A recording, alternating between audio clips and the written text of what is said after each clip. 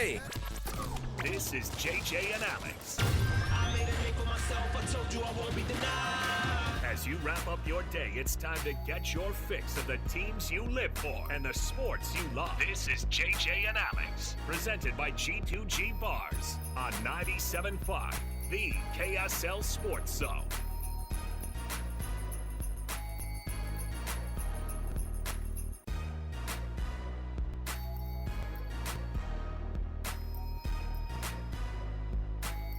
Welcome on in, everybody. Happy Thursday to you. Thanks for being with us on the program. JJ and Alex is the name of the program. I'm Alex. JJ out today. Enter Stevenson Sylvester. Sly, what's up, man? You ready for another Thursday? We get a couple of these where we go back-to-back days. Are you able to handle back-to-back days of my stupidity? I mean... Oh, I'm all jacked up on Mountain Dew, Chip. I'm ready to go. I'm all jacked up on Mountain Dew. Everything's going on right now. We just literally... We're talking about hockey. Oh, yeah, man. We're talking about everything, college, NIL stuff. There's so much going on. Oh, it's amazing. The conversations are endless, so I can't wait. I can definitely do 4 days straight with you. I need a break on the 5th, but it's not like Vegas where I can do only 2 days. No, I can do 4 days of Alex. We've got a lot of stuff to jam on. I don't remember all of our point picks, but I just feel like Riley Nelson's going to do a victory lap on us at some point. No, he's not. I had the victory last week. You won that Oklahoma State game. He was the only one of us that picked Kansas State losing to BYU. Whoa, he's a homer, of course. And I think none of us picked Temple running it up on Utah State. We all had a bad week. You picked the Utah score almost exactly. Riley was the only one who picked Kansas State to beat or to be beaten by BYU of the three of us. Right. And then none of us got, of course, the Utah State Temple game. We just assumed that was going to be a slam dunk. Well, Thanks, what Aggies. Temple's been doing was atrocious. No, it was a bad weekend. Bad weekend for the Utah State Aggies. It turned good because now they're in the Pac-12. Would you have imagined that college realignment would get us to that point? No, it's been a wild week. Hey, coming up next hour, 1 hour from right now, Utah Hockey Club General Manager Bill Armstrong is going to be right here in this studio, and we're going to jam about all sorts of fun things. I want to know, between April and now, we've been able to chat with him a couple of times. We've been able to hear from him, a dozen times, I feel like, on these airwaves. But now, when things start to get a little bit closer and a little bit real, I want to know what the feeling is around the team right now going into year one here in Utah. And if you haven't heard Bill Armstrong from the Utah Hockey Club talk at all, this guy is a perfect rep for a team, and he's open to talk about anything when it comes to this team and just how, obviously they had their preseason opener, Sly, and it just was, the roof blew off during a preseason game, and every player is like, I've never been a part of a preseason game like that. So you can imagine what the regular season is going to look like with Utah hockey. So that's coming up in an hour. Bill Armstrong's going to join us. We've got a chock-full show. We've got a lot to get into here. And Sly's going to be along for the entire ride here. So let's kick things off. The top of the hour here, we're going to chat a little bit about what some of the injury report looks like for BYU as they go down to try to be 5-0 for the first time. It doesn't happen that often. I got a couple of years. You can throw out one of them at least. But let's jump into it here. Our program is brought to you by G2G Bars, all natural ingredients and no preservatives. Make the G2G Bar perfect for anybody who needs a quick, tasty, nutritious boost. So let's jump in right here with the cut at the top of the hour. It's time for the biggest story of the day. This is what made the cut with JJ and Alex on 97.5, the KSL Sports Zone. Got a little bit of an update, by the way, this hour brought to you by Trajan Wealth, TRAJAN Wealth.com for your financial fiduciary needs, 801-899-7600, or their website, TrajanWealth.com. Sly, BYU going 5-0 doesn't happen very often. The last time they did it was in 2021, which sounds semi-recent. 2020, 2021. COVID, of course, 2020. That was that throw-together a schedule season. That was the Zach Wilson final year when they went 11-1. That kind of feels like, how NBA players put an asterisk on the bubble championship. You feel like that? Yeah. I feel like that with BYU. The Lakers have it's a smaller banner. It's like a miniature banner that they put up for their bubble championship. 2020 was weird, but they still started off 5-0 that year. But they also started off 5-0. I forgot about this. The very next year when Jaron Hall took over at quarterback, they went 5-0 as well. And they were actually up to number 10 in the national rankings that season. at 5-0. They ended up losing to Boise State and Baylor in consecutive weeks after they had gone 5-0. And then they still ended up going 10-3 that season. And so relatively successful. A quick start for Kalani is not that crazy. He's had a couple of these. Prior to that, it was the 2008 season when they started 5-0.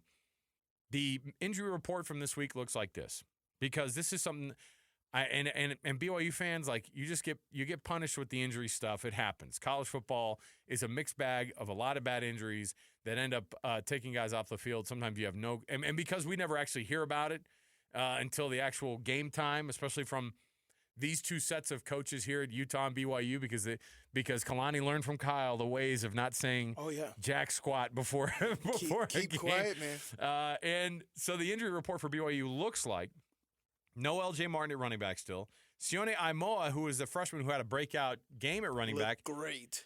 Walking boot for him, apparently, according to reports from a campus reporter there, and they don't know what it's going to look like. A-Rod was asked about it yesterday. He said, yeah, it'll be one of those we'll have to take day by day here, and then we'll see what we can do.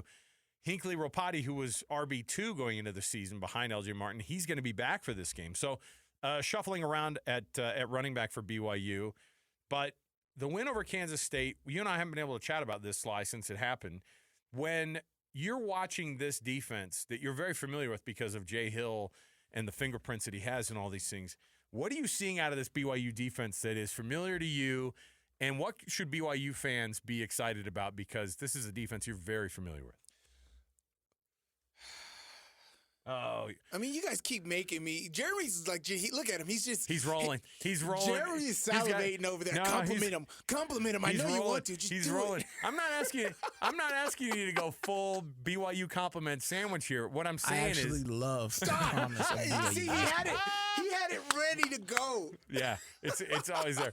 But I'm just asking you to talk about Jay Hill, who's a guy who those defenses very well. Yeah, I love Jay Hill, man. Jay Hill's my guy. He I just remember my freshman year meeting him, and just the energy that he brought to each and every practice was just something memorable, and really establishing the type of player and the type of dedication you have to the sport to be successful, man. So I can see why, one, BYU wanted him, right? And then two, why he's having success now. I think, it takes a while to get your culture, get your understanding and technique established. And then, of course, once these guys are finally coming in, this is year 3 under Jay Hill, right? Mm-hmm. And so you're finally seeing those little nuances of technique come through. And with this style of defense, that's what's important, is that technique. Same thing what happened with him at Weber State. It took a while for everybody to understand, like, they have to play this. Former players or players that were there before Jay Hill got there, just getting everybody's brain to adapt to exactly what's happening. It's a very NFL-style defense. So BYU fans should be extremely happy, because what they're seeing on the field at BYU will translate into the NFL. And that's what's happened at Utah year after year. And so just seeing these guys, honestly, man, seeing the BYU's I'm sorry, I've been wanting to say this all week. Seeing BYU's post-game interviews and interviewing the players, didn't all the players look like 1980 bullies? The bullies from, like, the Breakfast Club. Oh, because they have because there's kind of a mullet situation going on. A lot of them have there's like something. I feel like it's Hot Tub Time Machine, and, like, they're just the ski squad. Bullies from the 80s. Now, Parker Kingston, I think Parker might have I've played golf with Parker before, and I think he was full mustache during the summer. Oh, wow. So the full mustache with the longish hair can look very very intimidating, or not, depending. Hey, it's a different look, man. I've played against guys who just did the wildest things, had mullets for no reason, and you're just looking at them, because the game is so mental. And if I can psychologically get in my opponent's head by just the way I look, it's money. Absolutely. But to round off, as your question, man, I think BYU's defense is doing terrific, and what I sum it up to is them understanding the reasons why the technique is the way it is. Right? They weren't understanding that a couple years ago, and I just see it coming full circle. So BYU is having success because defense wins championships, and you can hang your hat on a good defense. So as you watch this kind of play out, and I think still there are questions, right? People still want to know, well, I don't know how this offense is doing. I don't know what's going on with this offense. I don't know what you're seeing out of this. But there is honestly an attitude when you're on these, the Jay Hill defense, and a defense that's dominant, because that's the thing that pundits right now are going, I don't know what BYU really is. And then they go, well, no, the defense is good. We know the defense is good. So after 4 games, you kind of get an idea like, yeah, that's a good defense. And the way that, and we'll get into the Steelers later, because you played for a Utah team that their hat is always hung on defense, a Steelers team whose hat is always hung on toughness and defense. And there is something when you go into a game where you go, look, get us up 3-0, and we're going to win this game for you. Yeah, I mean, and that is the mantra on defense. Whatever it is if the offense doesn't score, we win. Right? If we can get a turnover to where we can get a field goal, and our offense literally does nothing, except give up pick sixes and right. stuff. Sure. I've been in games where we haven't given up anything, but our offense and our special team gave up a punt return and a pick six, and we're like, of course we lost by whatever. But we scored on defense too. Right. But it just didn't bounce out. But that is the mentality of a good defense. If their offense, our opponent's offense, doesn't score, we win, right? And we'll take that all day, and that's how we got it. That was exactly the mentality with Pittsburgh. That's exactly the mentality when I played at Utah, and I feel like that. I feel like the BYU defense is having so much excitement, beating people up, causing turnovers, getting in that backfield, making big plays, getting 3 and outs. That it's like, look, we can win like this. We can win ugly. We can win cute. That's cool. But ultimately, getting a dub on our schedule is exactly what we're looking for week to week. The grind of a season and guys who get banged up versus guys who are injured. It's always a tough line to draw, because you don't know. Yeah. Like when you are having success, and then they go, well, the guy who was kind of getting you there is out. You have some flashes from a true freshman in Sione Moa, and then this week they go, yeah, he's in a walking boot. With a game time decision, you're going, well, shoot. Trying to build up some momentum there with anybody is hard to do when you have a guy get dinged up here. This running back room has been absolutely depleted by BYU, and all the guys who came in, they felt really good about. But when you don't have that consistency, you start to wonder, okay, what does the rest of the season look like here if you're going to have guys banged up every week?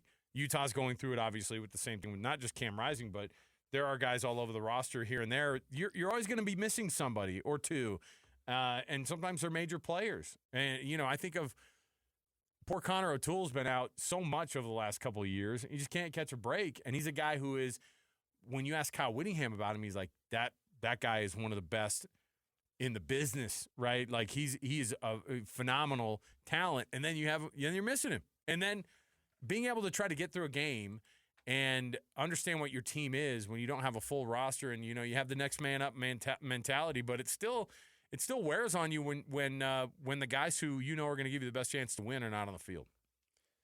Yeah, this is like the 52nd episode or 52nd season of General Hospital, right? This is a soap opera. I can't believe it. Oh no, you're like, you shouldn't be shocked by any of this. This should of course.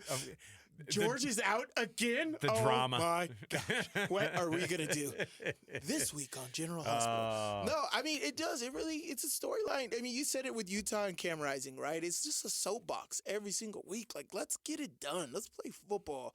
And it's a different issue. It's something else. And honestly, these days, we don't know what it is. Is it an NIL issue? Is it an actual injury? Are we pushing it? Like, what the heck is going on? I mean, here's the thing. You're getting into the first quarter of the season, right? Yep. And this is where your energies show up. This is why having substantial bye weeks at different inflection points of the season are so important. BYU and Utah's bye weeks are aligned perfectly for a successful season, right? And so that's huge, and you'll get guys coming back right at the midpoint of the season. You go through another chunk, and then you have another break before your last push. Absolutely awesome.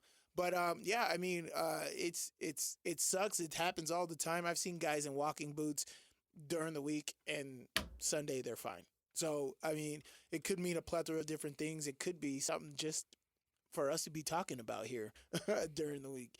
And this is why I say it's this week's episode of General Hospital. But you know what? It at the end of the day, we can only talk about the players that are willing to show up on Saturday or Sundays in the pros, and that's what we have to go off of. If you are, if you're watching this whole thing go down, and if BYU continues to, because this is a team last year who under Jake Retzlaff lost 4 games in a row, right? I mean, they put him in. Keaton Slovis is banged up, but also is just not playing well. They put him in, and they say, hey, you got to get going on this thing. And one year to the next, how these guys mature, like you need to get that time under your belt, right? I mean, like, honestly, to get to know a system, because everybody's like, look, the whole thing about a system and getting used to a system, that's a real thing. And last year he was thrown into it, and he wasn't used to it yet.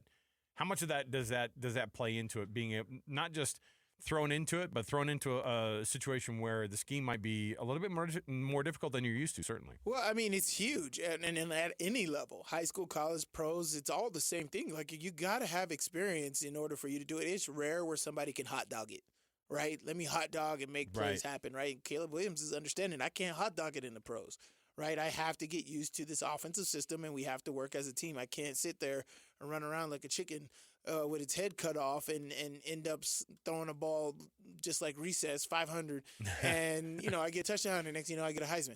Like, that's just not possible in the NFL, right? The season is long. I'm telling you, that week 12, week 11 for rookies, that hits like a truck. And so, Caleb's having a rough go at his start, but with Jake, I mean, it's the same thing. It's a bad situation because Keaton Slovis was also a transfer last year, right? And so he needed to get used to the system. He was the big name coming in. They knew he was going to be the guy. Let's get him. So he got majority of the reps. Right.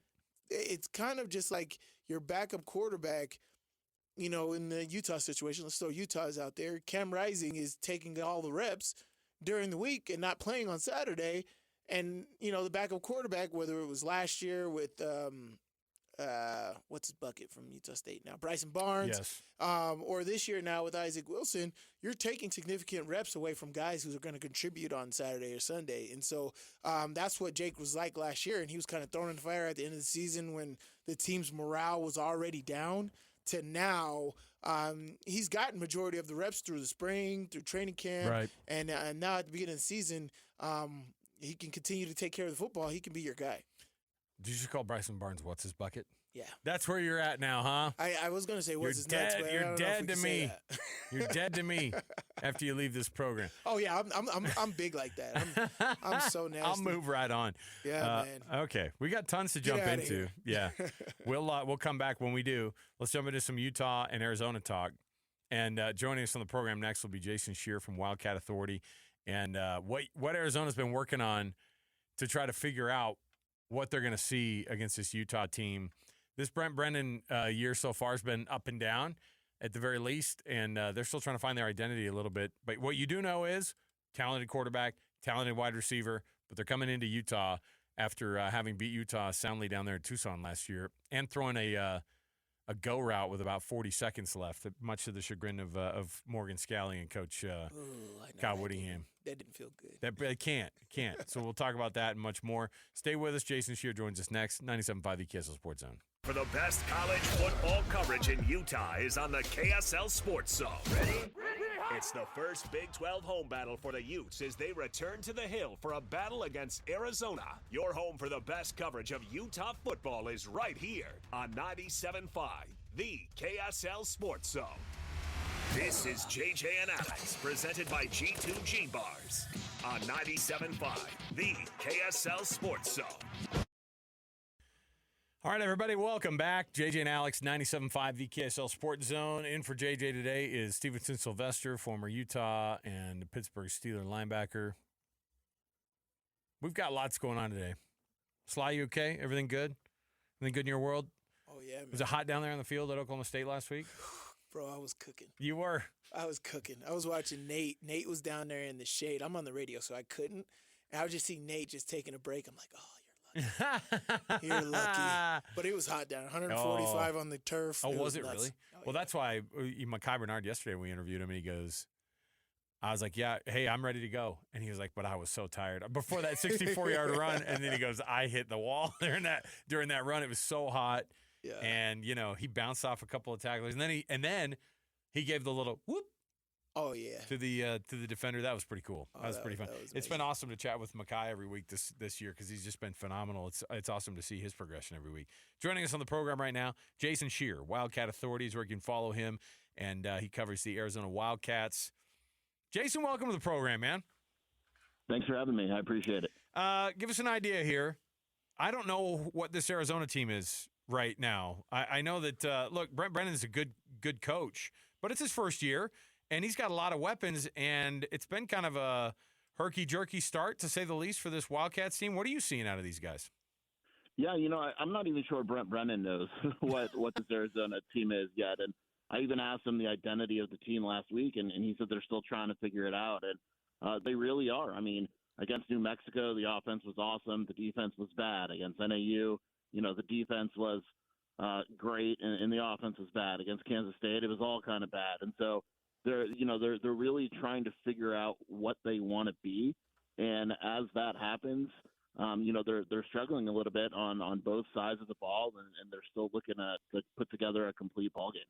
Yeah, with guys like Noah Fafita and Tetsuroa McMillan, is that something that they could pull through? I know the loss at Kansas State was kind of bad, but is that something like a wake-up call? Could they pull out of that?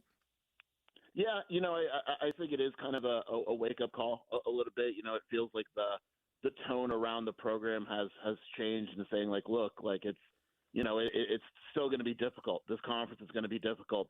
These games are going to be hard, and it's not the same as last year. It's just not. The playbook is different. The personnel is quite different, and so things are still going to have to be earned and more difficult, and so there's kind of a renewed focus. We'll see how that plays out against a really good Utah team, but it does feel like the tone has changed a little bit this week. As you see what's going on with what Ted McMillan can do and what Noah Fafita can do, I mean, he's a tremendous quarterback, and that's one of the best wide receivers in the entire country. But everybody just goes, well, you have those two guys. You should be winning all these games. It's a lot more complicated than that.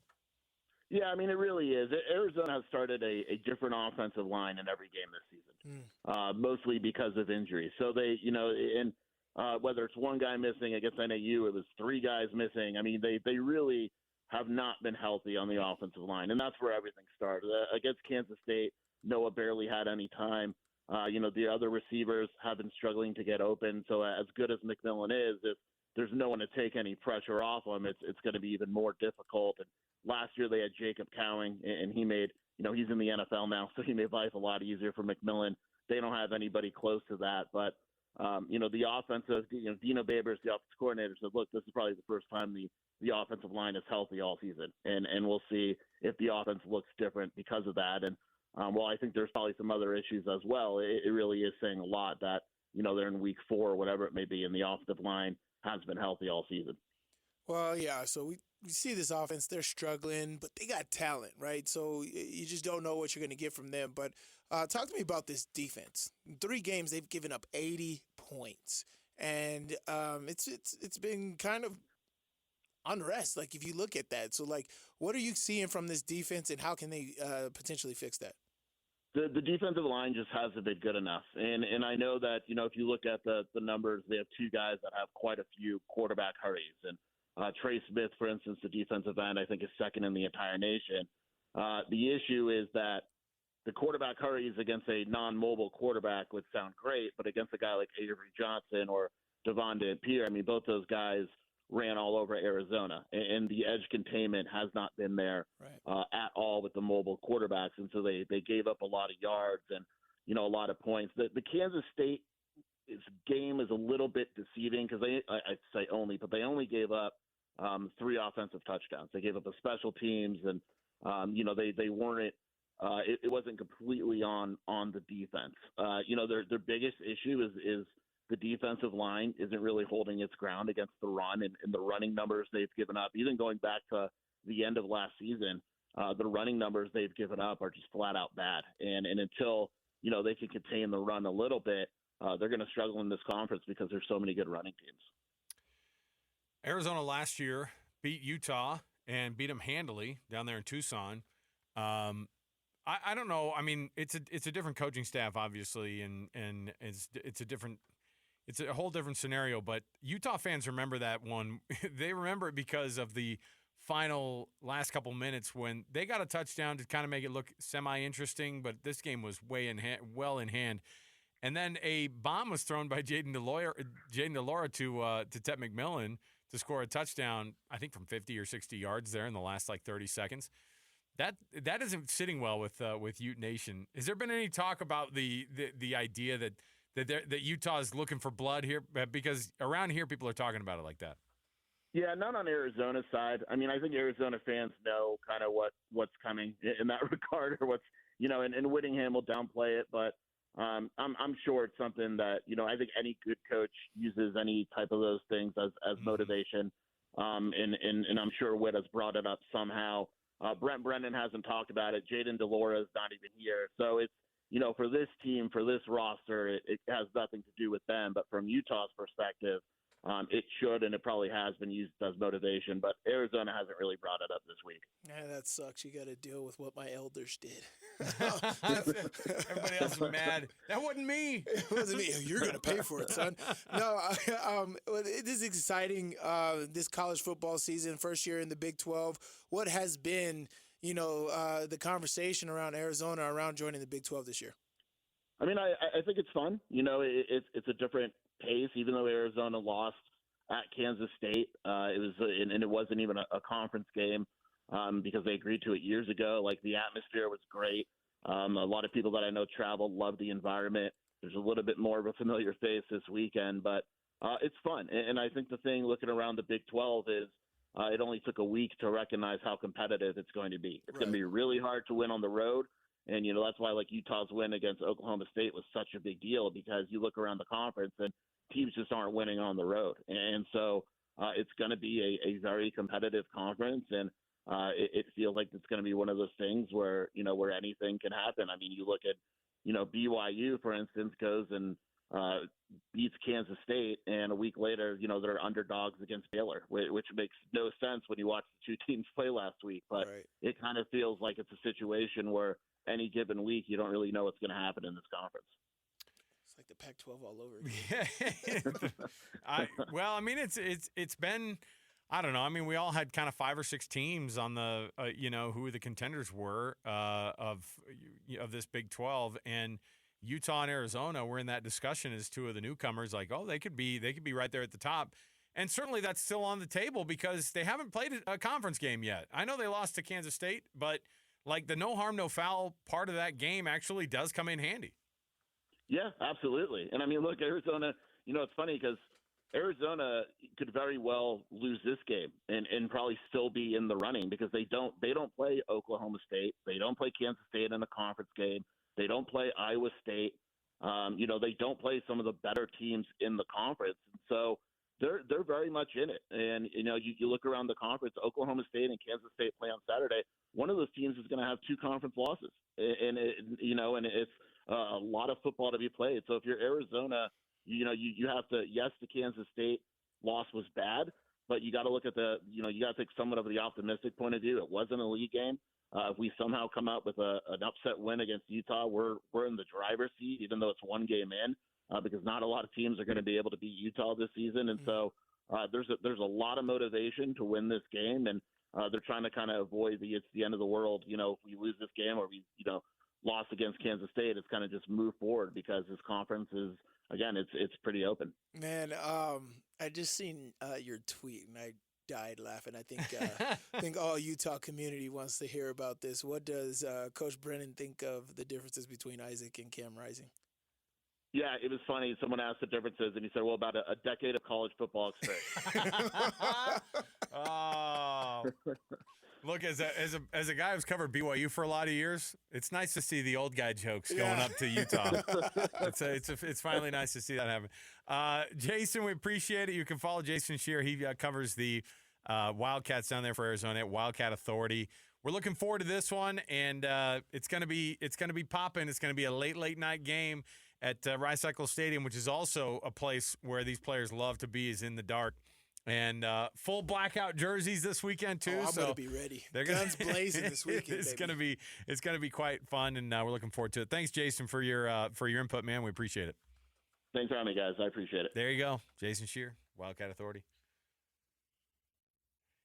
Is that a slight when the coach says that about the age thing? Like, is it kind of them being like, No, it's just a joke. It's just whatever. It's nothing he could do about it. Yeah, the guy's old. He's been playing there forever. So, like, there's that. there's also been like, he's also played 4 quarters in about 18 months of a calendar year. So, or maybe even more. 3 quarters. 3 quarters Right. if we're technical. 3 Right. quarters in almost 2 years.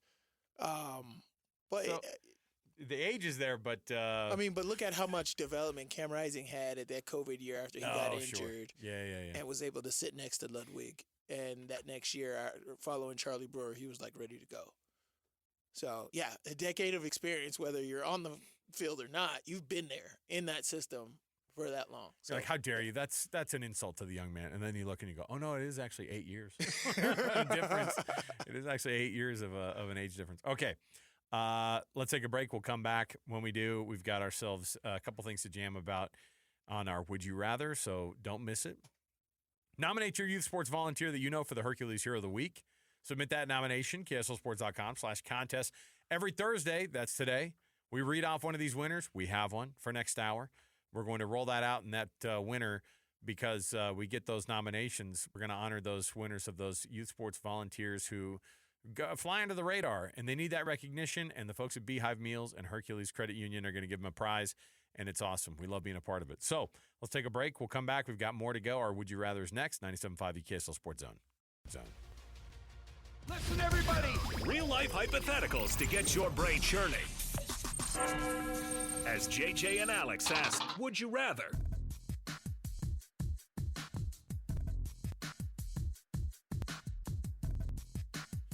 All right, welcome back.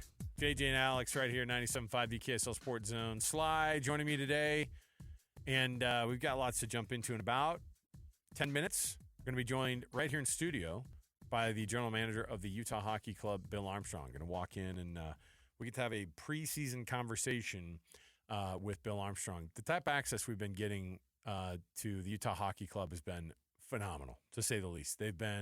They have played ball the entire way, and it's really cool to be the radio home of the Utah Hockey Club. But even before that, they were just willing to do anything, and Bill Armstrong has been super cool. And he obviously leads up that organization. He's the face of that front office, and so we'll chat with him in a few minutes here.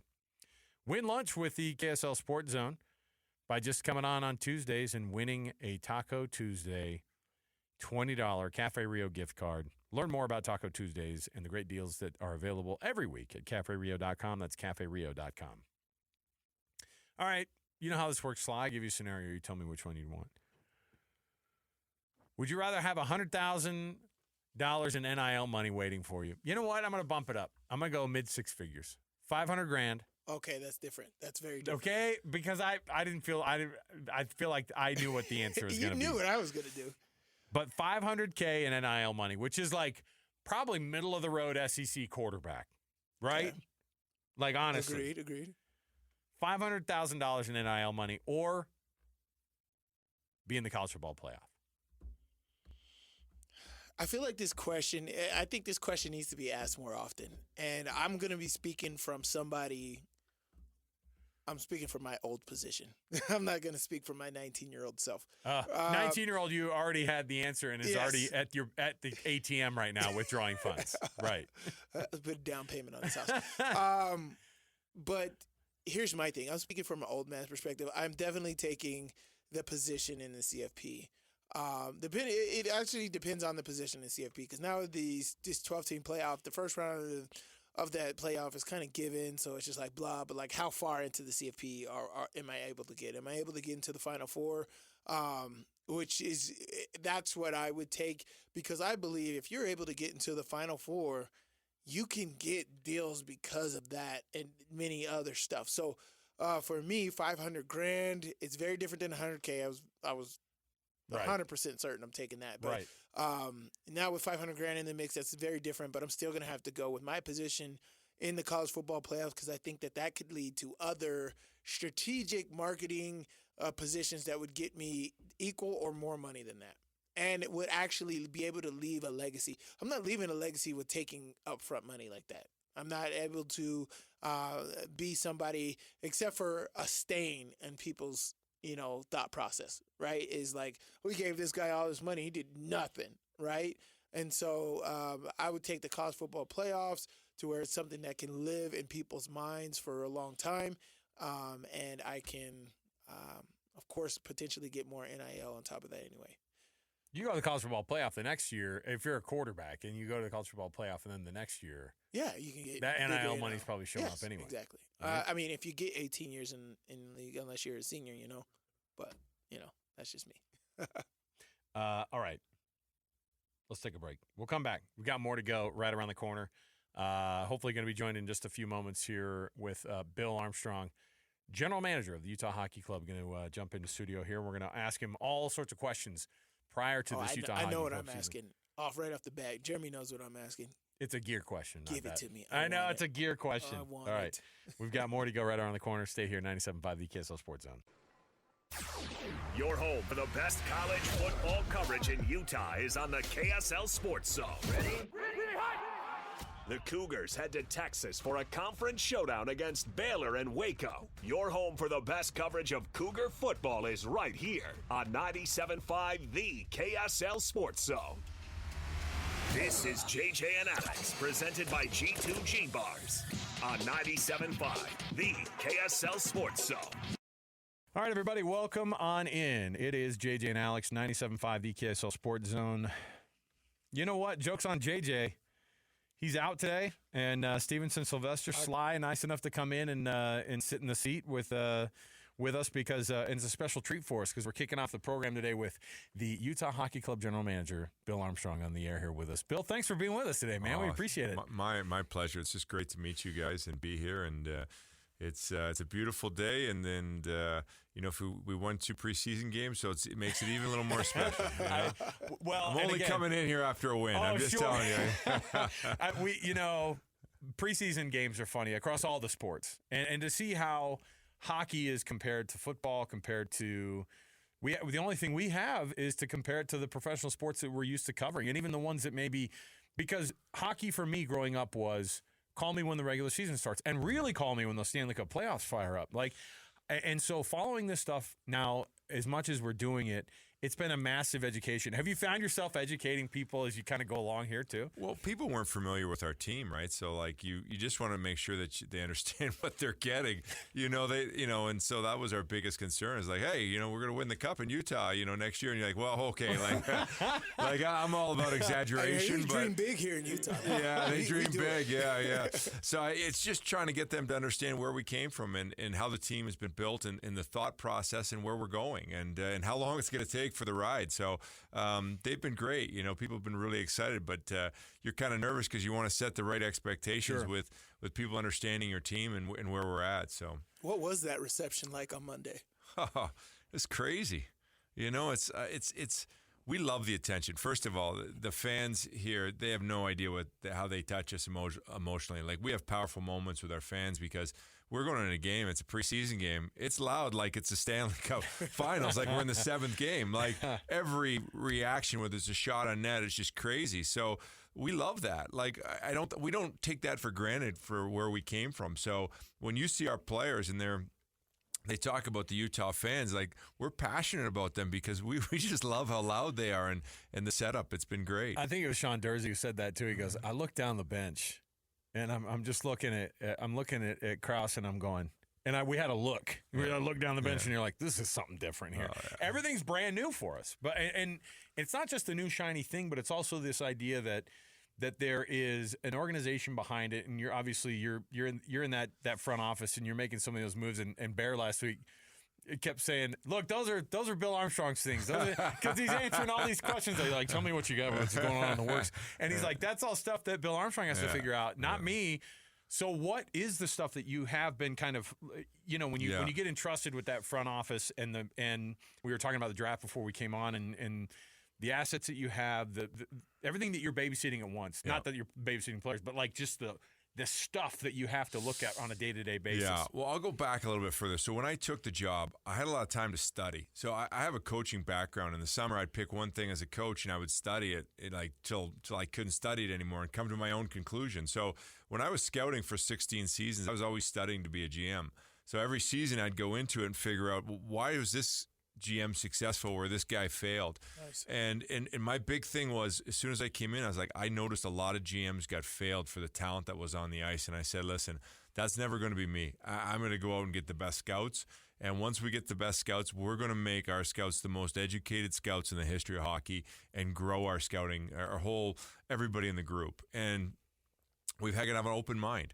We're going to embrace analytics, we're going to embrace video, and we're going to embrace live viewing, and we're going to work together with experience. And if you look at our group... Is it like it is in the movies when you all get in that group and you're all sitting around that conference table? It's insane. It's insane. It's insanity. Bring your weird ideas. We want to hear them all.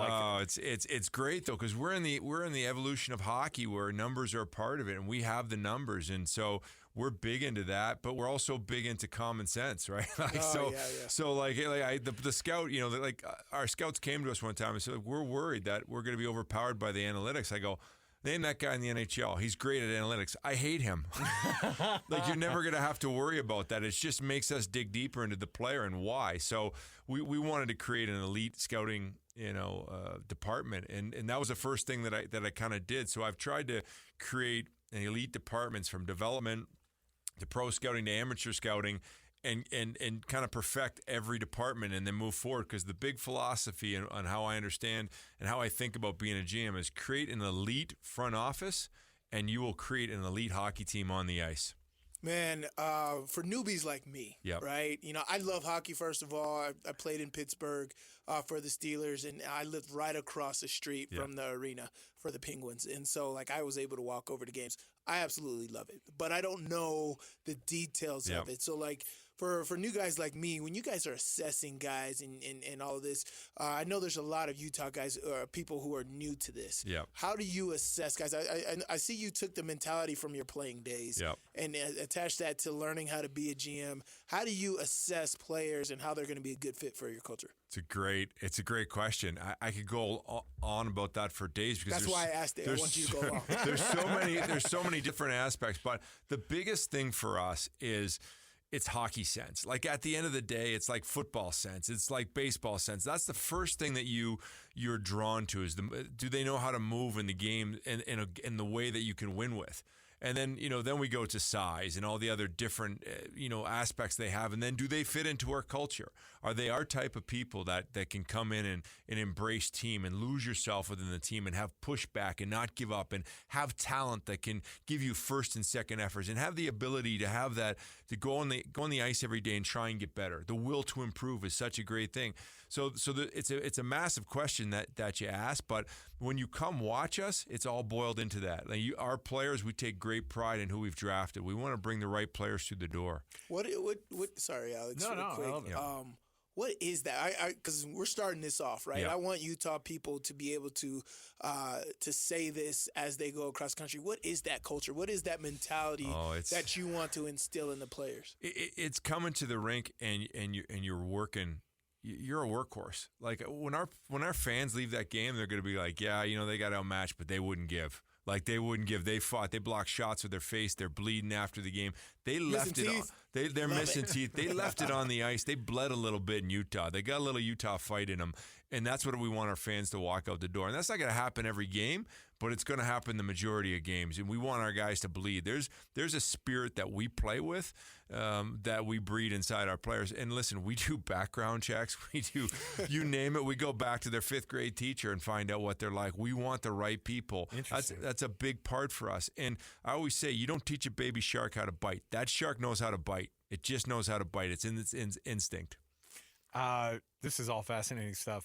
Part of what we're learning too is, when the roster got rolled out, Yeah. That's, again, another thing for me where I'm looking at it and I go, okay, 750,000 guys on the roster. Okay, perfect. This is great. I have to get to know every one of them. I think it was 65, though, right? Something crazy like that. Yeah.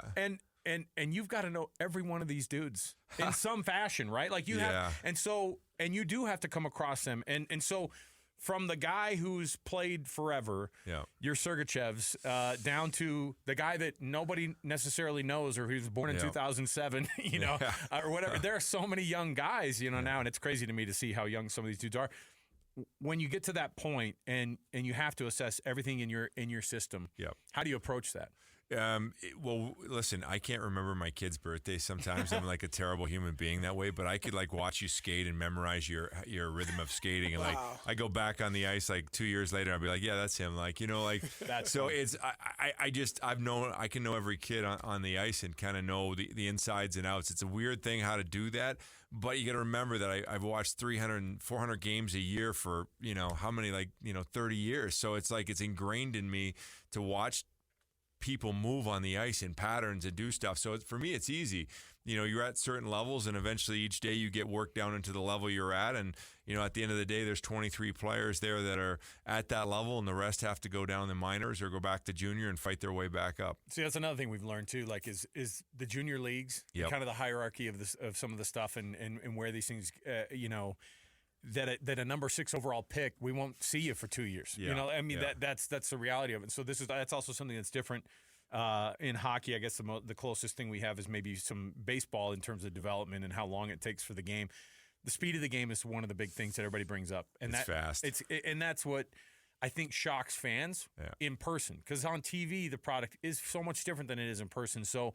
Is that really the biggest difference of even the AHL or even the junior leagues, just like straight to the NHL? It's just the speed stuff that these guys, if they can't figure it out, they won't make it. It's so fast. Like, it is just like when you go down on the football field, it's violent. Like, you don't realize how violent it is. Like, it's when you go down to the hockey rink and you sit close to the glass, you cannot believe how fast they think and how fast they play. It's incredible, and it's only getting faster. Just with the way the athletes are developing on the ice, they're pushing speed somewhere between 22 to 24 miles an hour. Cooley this year, he could be one of the fastest guys in the National Hockey League.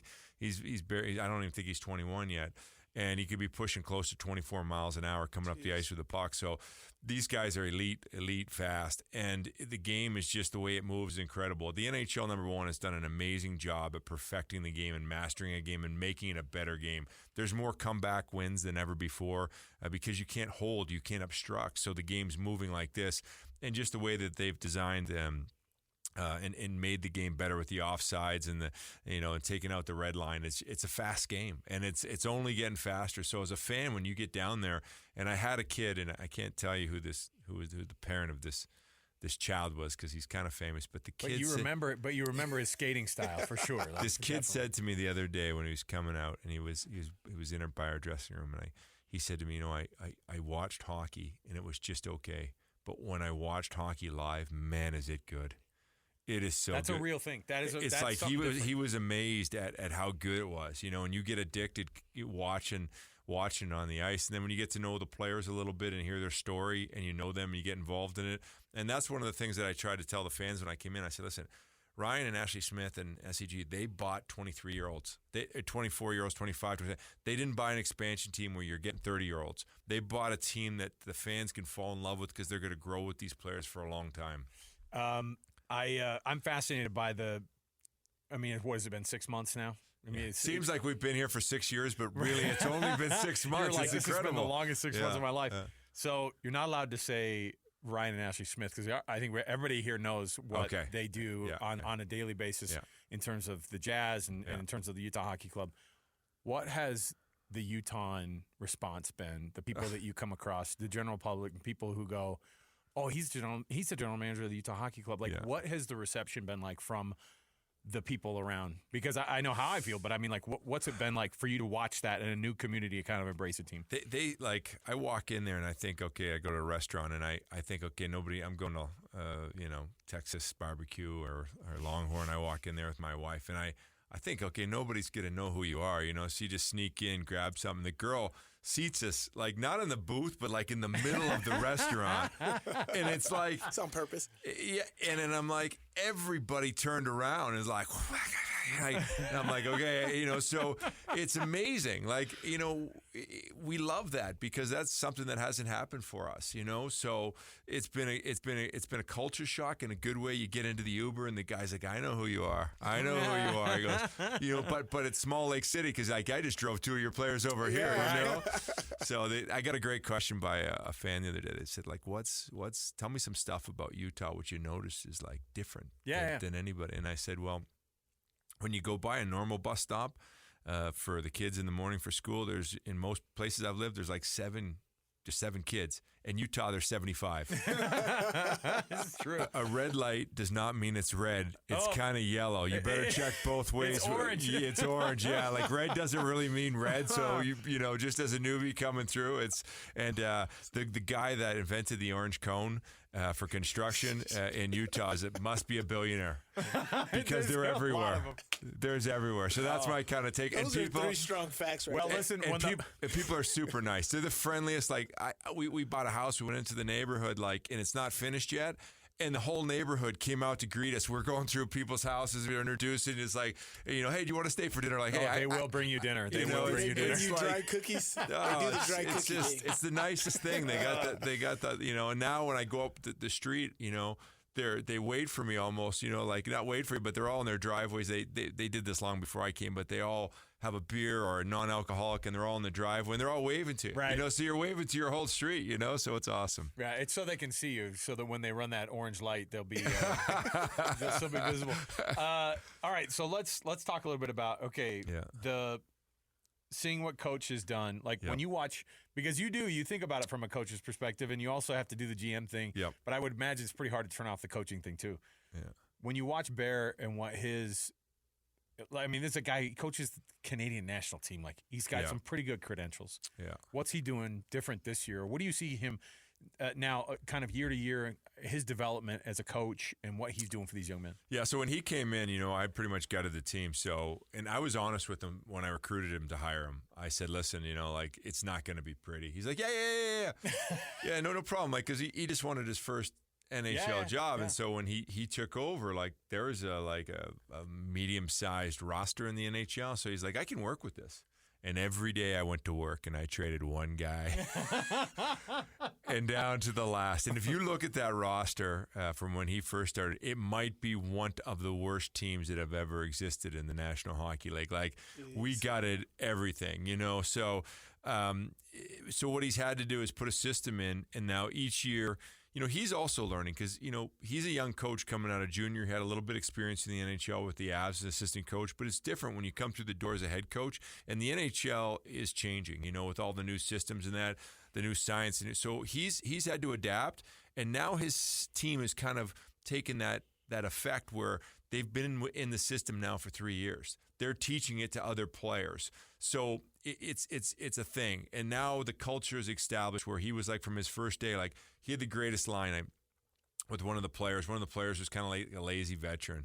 And he was a coach killer. Like, this guy was a coach killer. And I remember Bear, how he handled him. And this guy had a lot of power. And Bear went up to him and said, listen, you and I got to get off to the right start. He said, like, I'm going to tell you, you need a day off. You're more than welcome. You come to me and say, I need that day for rest. Whatever you need, let me know. You come on the second day, you want the rest, you want off, no problem. You take the second day off too. You come to me on the third day, whatever you need. But when you go on that bleeping ice, you're going to go 100 miles an hour. Let's get that straight. And I was so impressed, like the way, and that guy was an NHL superstar. And the way he handled him was he shut it down right there. Nice. And that's the way he dealt with it. And from that moment, our culture has been building upon. When we go to practice, sometimes at the GM, I worry about guys getting hurt. But I also think about this. If we don't practice at full speed, we're not getting better that day. Yeah. It's the only way we can have an event. And the NHL season is ruthless. It's like the NFL, like it's ruthless. But the only way for us to get better and to be challenged every day, and the greatest aspect of that is now what happens is another effect. Now you get really good players like Logan Cooley that are pushing 23, 24 miles an hour coming on your defenseman. Now he's got to play him accordingly, and now your team's starting to grow slowly but surely because of that culture, because of Barron pushing the envelope. And yes, you do worry about someone crashing into the boards head first and at times, but we're growing every day because of that mentality to do things fast, do things hard, and get better. Man, I love that. I really want to talk. I don't want to put expectations on the season, but I do. Well, at the here same goes. Time. But I do at the same time. Now, this is where I get nervous. I haven't been nervous in the interview. I've been myself. Okay. And then he'll go, okay, I'm these going first to game 15 mode here. games, where are you guys going to be at after 15 games? But hearing from you, I want to hear from you, like, who is the players that we all, as fans, should be excited for this year? Well, you're going to get excited about Clayton Keller. I mean, this kid's a hockey player. Like, he's a competitor. He wants to push the envelope, and he's skilled. And the thing you love about Kells is all summer long he's training. He's got skills coaches, shooting coaches, skating coaches, like he's just every single day. And he works with Austin Matthews, their neighbors, and I think they live in Arizona together. So they're pushing the pace every day. So he's somebody that's on your radar, and he continues to get better. Logan Cooley's a bright young player that we had. We took him high in the draft, and he's an elite player. Someone that you love because of his competitiveness and wanting to get better, and he's pushing every day, and you'll notice him right away. Dylan Gunther's a sniper for us. He's only 20 some odd years older, and he's like a 30-year-old. Like his mentality, the way he comes to the rink, and everywhere he's gone, he's won. He's got a pedigree of winning championships and driving his team deep into the playoffs. So, Sergachev is obviously a big name. He's won 2 Stanley Cups with Tampa Bay. We added him. He's a great piece for our team. He's an elite defenseman. He's always been behind Hedman in Tampa Bay, and now he's got a chance to be a 1. So he's going to have to drive the bus on that one, but he's got a chance to get in there. Connor Ingram and net stellar performances by him. He's growing into a goaltender that we're trying to. We think he can be our number 1. Veggie, our backup, or I shouldn't say backup, our number 2 at the moment. Who could be our number 1? Who knows how the season goes? You never know with goalies, but he's pushing too. And so we've got a good nucleus of players there that have talent. And that's something like it's been fun to come to camp this year. This is the first year where I've sat back and kind of gone like, you can see it. You can see it coming. There's a lot of people in this community who married themselves to the Golden Knights just because. Yeah, I know. I'm so disappointed. How do you? That. Yeah, that one. But I can't tell you how many people are this close to flipping because they didn't know that a team was going to be here this quick. They were like, let's just go geography. It was a geography question. Let's just go with the closest team or the one, and they didn't want to cheer for Colorado. So, what do you tell those people? We're trying to get them back over here. They're from here, and they need to be cheering for the Utah Hockey Club. What do we tell those guys? That's an easy one. You win your way into their hearts. Like at the end of the day, you've got to have success, and it's not for us. It's going to be a slow burn to do that, but you're eventually going to fall in love with our team because we are going to have success with the young players that are coming through the door, and playoffs is the greatest thing that attracts fans to your sport because it's a different game in playoffs. It's a different level of intensity. And when you go watch that and eventually as this club grows and has the chance and the opportunity to get into playoffs with this team, you're going to grow your fan base. Not only the fans that are addicted now, but you're going to get outside that and you're going to convert some of those unfortunate Golden Knight fans will be cheering for Utah. Sly, you got to ask your. I've been waiting. He's got a sweater. I want to hear He's it. got a sweater question. I mean, he's most interested in sweaters. I am so excited. I've made 3 bets already, and this is what I bet. My bets with my friends is I win jerseys. So I've been winning WNBA jerseys like crazy these past couple years. But my next bet is this year. It's the Commanders. They have to have more wins than the Raiders, and they got to get me a hockey club jersey. So when can we buy these? I need a hockey club jersey. I saw some out on the plaza. We were broadcasting on that Monday. That's what I was wondering. I was like, because I think Keller was spelled with 1 L, and I was like, it's a little crooked. Yeah, Keller. I do the same thing. I look out to the stands and go, "Oh wow, those guys got jerseys." I'm like, "That's incredible." And they're like, "Yeah, they're counterfeits." They're counterfeits. So I think it's going to be November sometime. That is above my paid grade to ask that question. That's a Chris Armstrong question. That he's, that's his thing. So, but I think it's sometime in November. So yeah, I got to get rid of my Penguins jersey. For sure. Yeah, hockey club. Well, don't get rid of it. Keep it in the closet, just like way deep back there. We got to have an exchange exchange of jerseys, like when Yes. we got to have that one. We can do that. Would be an awesome deal. I got to talk Ryan into that one. Yeah, it's going to cost you a little bit, but it's going to grow your fan base. Yeah. Bill Armstrong, he's the GM of the Utah Hockey Club. He's been super generous with his time, and I will just say, every player that's walked through here, all the front office people we talked to, yourself included, what I've noticed is that hockey players don't take days off. There's no load management in hockey. They want to play these games, and I think our fans here in the state of Utah are going to be super excited to watch these guys every night. So you've been so nice along this entire way. Thank you for hanging out with us today, and we're looking forward to this season. Well, it's my pleasure. I'm hoping to get you a jersey. Don't give him that look. We'll make it happen. We'll make it happen. There you go. You'll be walking to the games like counterfeit. Like, no, that's real. There you go. We'll take a break. We'll come back. We got more to go right around the corner. 97.5 EKSL Sports Zone. Your home for the best college football coverage in Utah is on the KSL Sports Zone. Ready? It's the first Big 12 home battle for the Utes as they return to the Hill for a battle against Arizona. Your home for the best coverage of Utah football is right here on 97.5, the KSL Sports Zone. This is JJ and Alex, presented by G2G Bars on 97.5, the KSL Sports Zone. Oh, it's official. The Oakland A's are done at the Coliseum. Shots of fans in tears today, the final game of the final homestand at the Coliseum. By the way, they won the last game of this last home series all time. And they said the numbers that they put out there, it's the first team to win a final game at a stadium since 1967, or when a team was leaving a city, that a team was leaving 1967 was the last time a team won. Yeah, look, you think about the Bash brothers, think about Ricky Henderson. They're just showing some footage up there on the screen. You think of Raleigh Fingers, Dennis Erickson, Jose Canseco. I was at an A's game when they played the Mariners. Yeah, okay, yeah. Don't forget about Ozzie Canseco. I was at a game where Nolan Ryan threw at Jose Canseco twice, and he got kicked out at the range. You were at that game? I was at the game. It was hilarious because they were like, they're not going to throw this guy out. He throws him out. They throw him out, and I'm not kidding. And we're sitting in the cheap seats out in the outfield. Everybody started throwing so they had these things called lemon chills, right? The frozen lemonades, and cherry chills, the frozen cherry. And everyone started throwing all their garbage onto the warning track. It took 25 minutes to clean up because you don't throw out Nolan Ryan and not have to pay a little bit of a price. So that was I've seen a lot of Oakland A's games in my day because I was a Mariners fan also. Weird not to have weird to have them going to Vegas. Just the landscape of.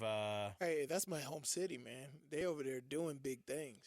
I couldn't believe more than when you UNLV. see the site. When you see the site where when you look at the site where the stadium's going to be right there when they tore the Tropicana down. Oh gosh. And I mean, that stadium is going to be just plunked right in the middle of the dang strip. I just remember doing karaoke in high school at the Tropicana.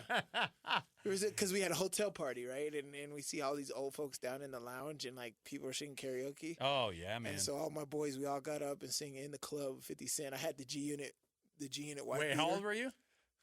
Hey man, it doesn't matter in Vegas. How'd you get into the casino, brother? Jeez. I don't know. It was like, I was in high school, 17. I was pulling some slots. You're like, wait, what? Huh? Yeah. Well, the Tropicana's torn down now. They can't pay. They can't come back and get you. That growing up in Vegas would have been weird because I know problem is I lived close to the strip. Right, but locals don't really go. No. Right, unless they work there, or we're cruising the strip. You know how you used to cruise. You know. Oh yeah. You know, cruise the boulevard. I think our boulevard was better than anybody's boulevard. I think it was pretty good. Yeah.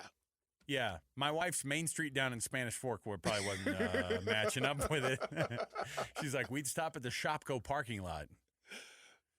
Get in the back of somebody's truck. Go to the local creamery. You sit on the bed of somebody's truck and you're like, "What's up?"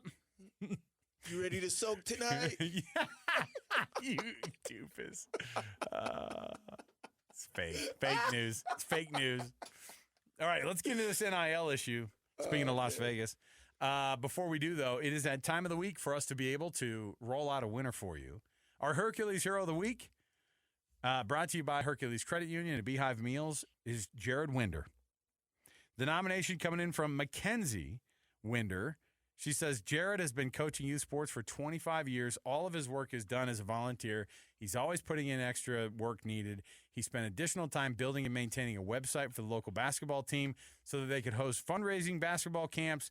He's coached hundreds of kids and helped them not only learn the new sport, but they also have fun, learn positive sportsmanship. Coach Winder is not only passionate about the sports, but has a compassion for each of his team members. He truly wants them not only to succeed, but also have a great time playing the game. Jared Winder, congratulations. You're going to get a $50 Visa gift card courtesy of Hercules Credit Union and $200 to Beehive Meals. Nominate that youth sports volunteer that you know for the Hercules Hero of the Week and honor people like Jared Winder, who won today. You just go to KSLSports.com/contests, KSLSports.com/contests, and submit that nomination right there online, and you could do. We can honor you next week. So there you go. But we appreciate all that Jared Winder and so many of those other volunteers do across the world of youth sports. Let me see here. So we're finding out a little bit more about all this. UNLV offensive coordinator Brennan Marion made a $100,000 offer to get Matthew Sluka to come to UNLV from Holy Cross. That much we know so far from a detail standpoint. We've been hearing different numbers of what has come in and what hasn't come in, but what we do know is that the school didn't make anything official because it was a verbal agreement between an assistant, not the head coach, and a player. And Matthew Sluka, this is before he had an agent, and he's got one now. He and his dad, and I think this is a case with a lot of kids. It's like their parents are the agent, especially in high school, right? Or maybe in college when they're young. It's like, well, I don't need like a full-on agent. I just need somebody to help me with this NIL deal. He didn't get the offer in writing, and so Barry Odom didn't authorize it. They're not going to clear it. And so he quit the team, and he walked away from it. Here is, I think we have that audio, don't we, from RG3. You sent us this today, and I was like, yeah, this about explains it. But this is what RG3 said about the whole deal. This is a guy, of course, who won the Heisman Trophy at Baylor, and here's what his estimation was on the whole process. Situation is all that's wrong with college football right now. UNLV starting quarterback Matthew Sluka just decided to redshirt the rest of the season because of an NIL dispute between him, his agent, and the school. Both sides are pointing the finger at each other, but they're not pointing any thumbs back at themselves. Well, let me say this. Firstly, if you promise to pay a student athlete NIL money, you get them to commit to your school, you should pay them what you promised. Secondly, if a student athlete agrees to an NIL deal and commits to play at your school, they should honor that agreement. This is so simple, people. There should be no in-season renegotiating of NIL deals just because a player played a few good games or made a couple big plays against a rival. Renegotiate in the offseason. If UNLV didn't pay Sluka what he was owed, they are in the wrong and exploiting college student athletes. If UNLV did pay Sluka what was agreed, and Sluka now wants more money because UNLV has beaten Houston and Kansas and positioned themselves to be the front runner to get into the college football playoff if they continue down this path, then Sluka and his agent are wrong. Nevertheless, my advice to Matthew Sluka would be to reverse course and play out the rest of the season. Why? For his teammates. That brotherhood is worth it. The bonds and the excitement that they have built together there at UNLV this year is worth it. You transferred in from Holy Cross, but you won't get an opportunity like this to lead a team like UNLV to the college football playoff again.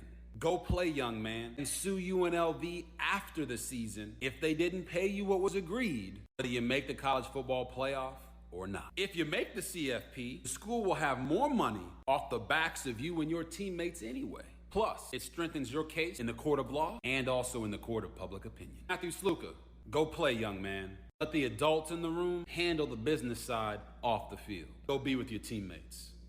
Peace. Thoughts on that? Because a lot of it was dedicated to don't let your teammates stay in the lurch there. You got to be there for them. But this is a young man who, for all intents and purposes, was lied to, but also UNLV hasn't been this good for a minute, like ever, maybe in football. And this is a crazy turning point for him. I don't think it was necessarily a deal of renegotiating. He didn't look at it like they were renegotiating, Sly. He looked at it like the negotiation happened and he was lied to. That's the way he felt about it. I could go for days talking about this. Honestly, ever since NIL these last couple of years, this is exactly what I've been saying is going to happen. The business side of it is just going to ruin, football. Because this is going to be more. It's going to be more stories than this, right? Because one, everybody's going to try to get around the rule. There's no pay for play, all this other stuff. But honestly, these players are understanding it's pay for play, right? Or some do.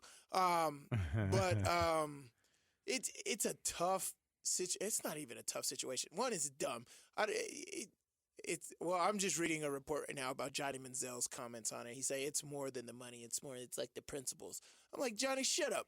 Your whole celebration was, the money sign here, right? And so I'm just like, this is all about the money and making decisions. And honestly, these guys understanding what the situation is. If you play, you're going to have more of an opportunity to do something, and so this Sluka guy, one, who's ever responsible for signing this deal or agreeing upon this deal should have known this is basic operations.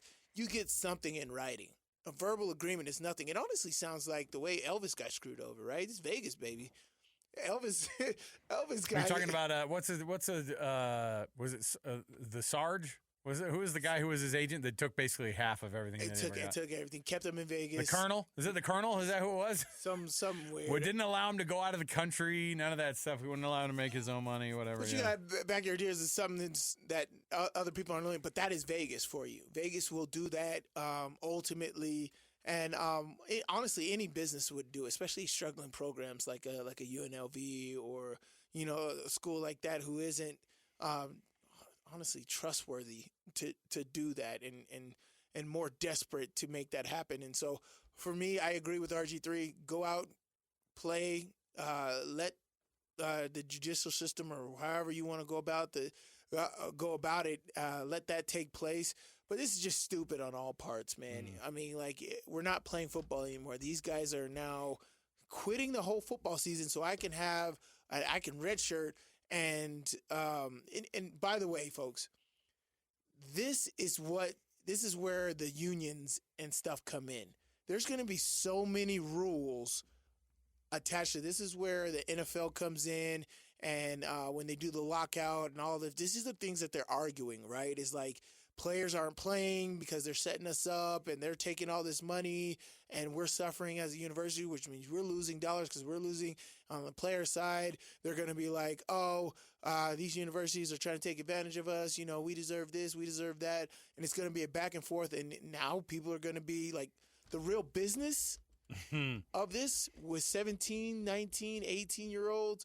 Like it's going to suck in the end. And honestly, we're losing the greatness of college football, college sports that we've always known to love.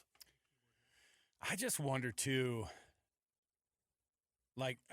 if something like this, when something like this goes down, I know today the big thing today has been, man, the NCAA doesn't have teeth, but honestly along the way they're just like, well, we can't have teeth, right? We've been told we're not allowed to have teeth about this.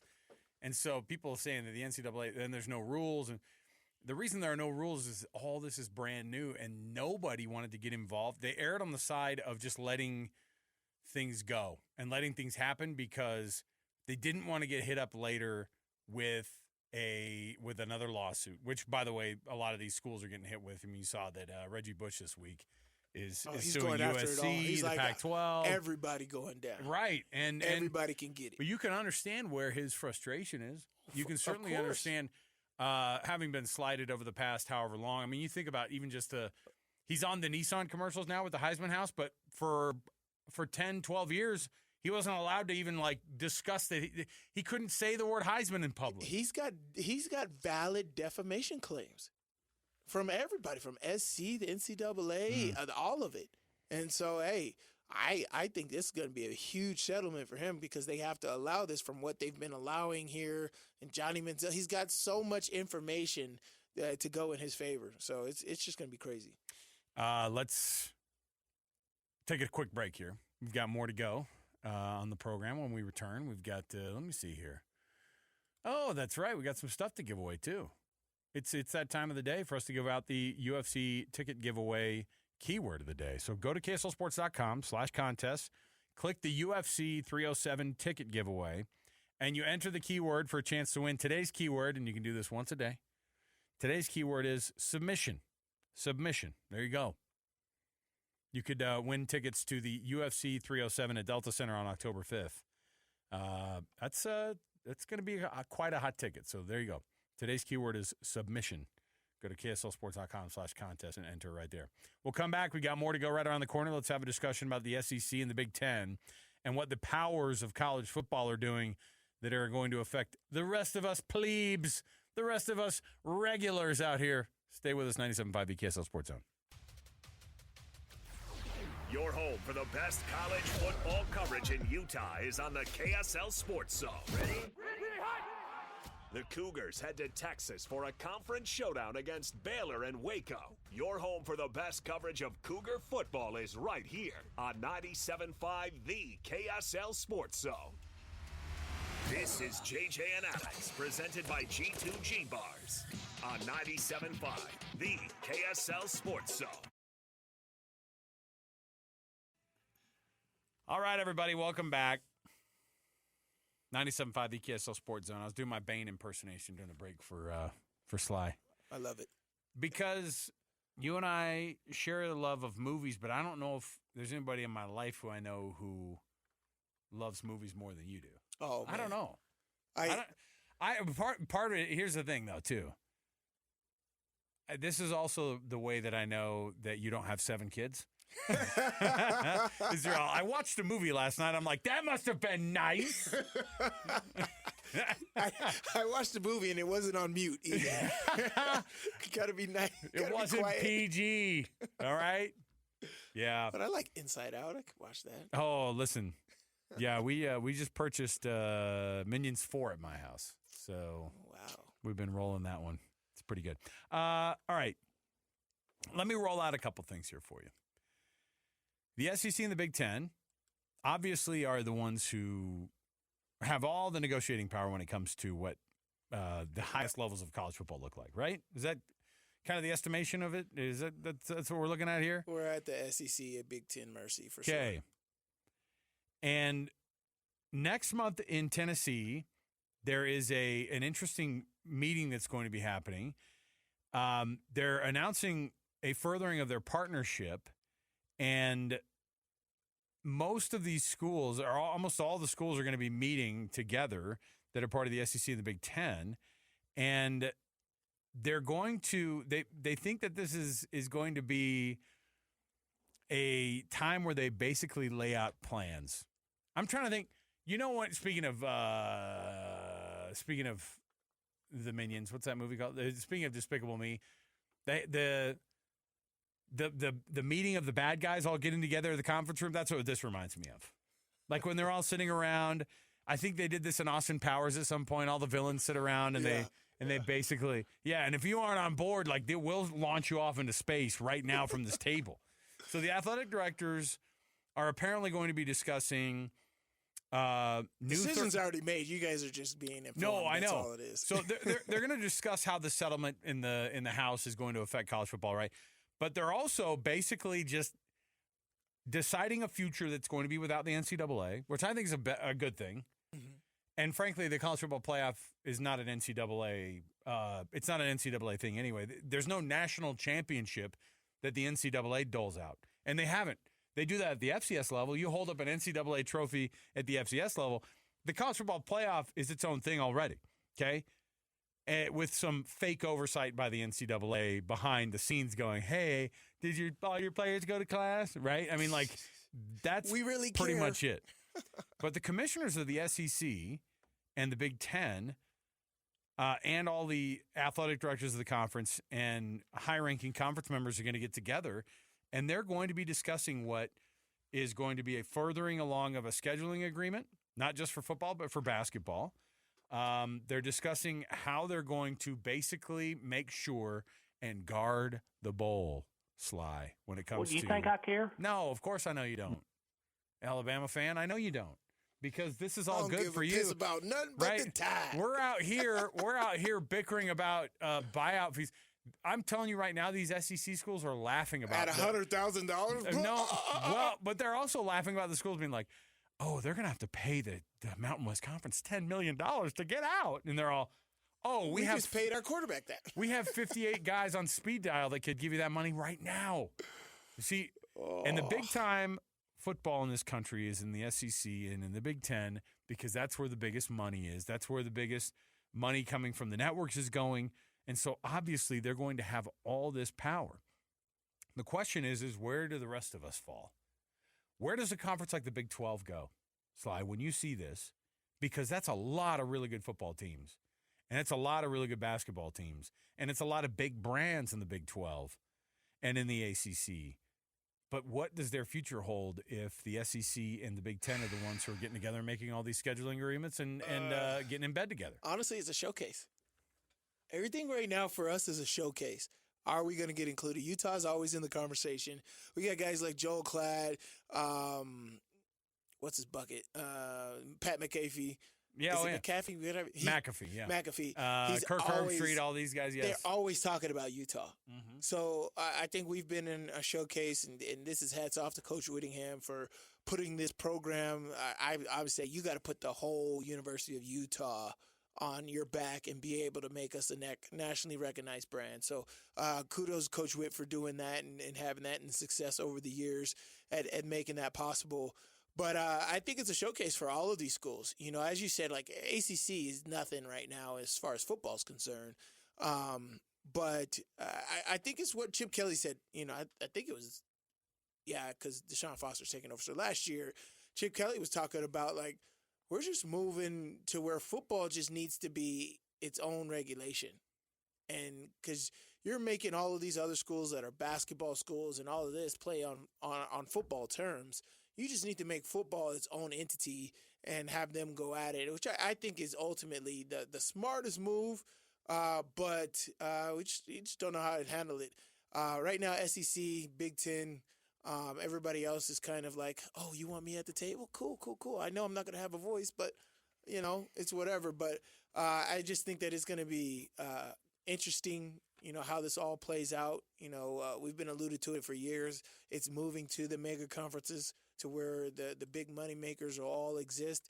I just want to know, are some of the poor schools like the poor schools, the schools that aren't doing well in those conferences, like Indiana? I don't know. Indiana's pretty good. I mean, you know, they're undefeated 1 year. But Illinois said, like, no, I get what you're saying. Yeah, like, are they and Rutgers? Are they gonna like get out of those now and realign this huge super conference with only like they're in, teams? man. They're in.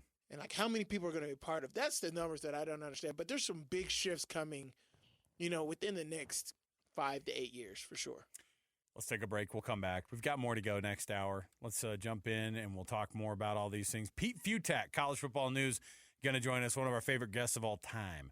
Pete's going to jump in and give us some thoughts. We'll talk about that. We'll talk about Utah, BYU, the landscape of the conferences across the country, and this new Pac-12.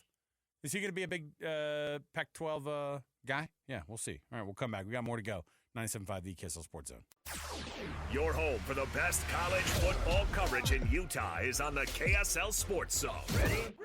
It's the first Big 12 home battle for the Utes as they return to the Hill for a battle against Arizona. Your home for the best coverage of Utah football is right here on 97.5 The KSL Sports Zone. This is JJ and Alex, presented by G2G Bars on 97.5 The KSL Sports Zone. All right, everybody, welcome back. JJ and Alex, 97.5 The KSL Sports Zone. JJ is out today. Stevenson Sylvester. I can't wait to rub in his face that we got to chat with Bill Armstrong. Oh, yeah. The Utah Hockey Club general manager, by the way, was in studio with us just a few moments ago. If you missed any of that conversation, you can go to KSLSports.com and click on the old podcast page, and we'll have it up there. You could not find a more excited fan base than the folks at the Utah Hockey Club. The fans right here are brand new to hockey pretty much. I mean, there's a lot of hockey fans, but to have your own team here, it's a big deal. And their GM is about as good as it gets, so you can go back and take a listen to it. Our program is brought to you by G2G Bars. All natural ingredients and no preservatives make the G2G Bar perfect for anybody who needs a quick, tasty, nutritious boost. Our guy, Stevenson Sylvester, former Utah linebacker, former Steelers linebacker, on the program here with us. Let's jump in here with The Cut, one of our favorite guests all the time. Love having him on. Pete Fiutak, College Football News. Let's jump in with The Cut right here. It's time for the biggest story of the day. This is what made the cut with JJ and Alex on 97.5, the KSL Sports Zone. I mean, we love college football, Pete. We love hockey. We love all of it, but college football is our first love. So don't feel threatened at all, okay? I grew up in Minneapolis. I went to the superpower of superpower high school hockey. Look at that. High school. So it's the best live sport. It just is. Yes, it is. I get it. You know, the NHL has 5,000 games, and who cares? And you don't really need to watch until the playoffs and all that. So I do get it from that standpoint. But in terms of just the live, always moving, always something happening, nothing stops event, it is as fun a sport as there is. And we're with the new hockey team here in town and the new NHL team here in town. People are just obsessed. So, and it's right across the street. And we're the new radio home of the hockey team. So we're on board. And the way they figure it out, you're probably gonna win the Stanley Cup like instantly. They're like, there's all these like crazy stats. Like Las Vegas has been a champion and won a championship. Like Minneapolis has not even been in a championship since 1991, and like Vegas and all these others. Yeah, but you know the thing is that it's not an expansion. It's just another. It was another franchise that we took over. So we don't have the advantage of like a weird expansion draft. So we'll see how it goes. We're getting used to all this stuff. We're learning as we go here. Something we don't have to learn about is college football though, and of course College Football News, where you can find the byline of Pete Fiutak. Pete, what really interests us right now is here locally. Of course, we have a couple teams that are undefeated, and then we have another team who was invited to the Pac-12 this past week with Utah State. It's been an absolute blast so far in the state of Utah. So let's start first with the shock of all shocks, I guess, which is BYU being 4-0 right now when everybody thought that they were going to still be licking their wounds and trying to figure out their quarterback. I still don't know if they're good. Right. That was such a weird game. I mean, like it was like Kansas State got run over by a steamroller or something. It's like something they were dealing with forces beyond their control in that game. Like that's a much better Kansas State team than it looked. Or give BYU credit, because that's kind of the party line, is that you didn't have it last year, but when you get teams who have to come into Provo, especially at night, just funky things happen. It's always a tough place to play in. Obviously, the home field advantage had a lot to do with that in that game, but give BYU credit. They're playing great so far. Yeah, I mean, you're going to get funky stuff that happens all the time, especially these upsets. How many upsets can you essentially guarantee is going to happen every year?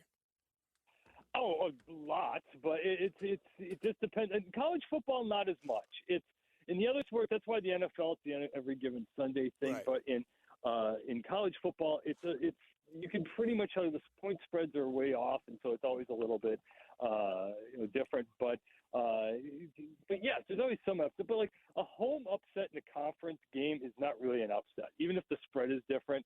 Any home Power 5 conference game, you're supposed to win no matter who you're playing, unless it's like an Ohio State or Georgia. But anything else, yeah, it was again good win for BYU.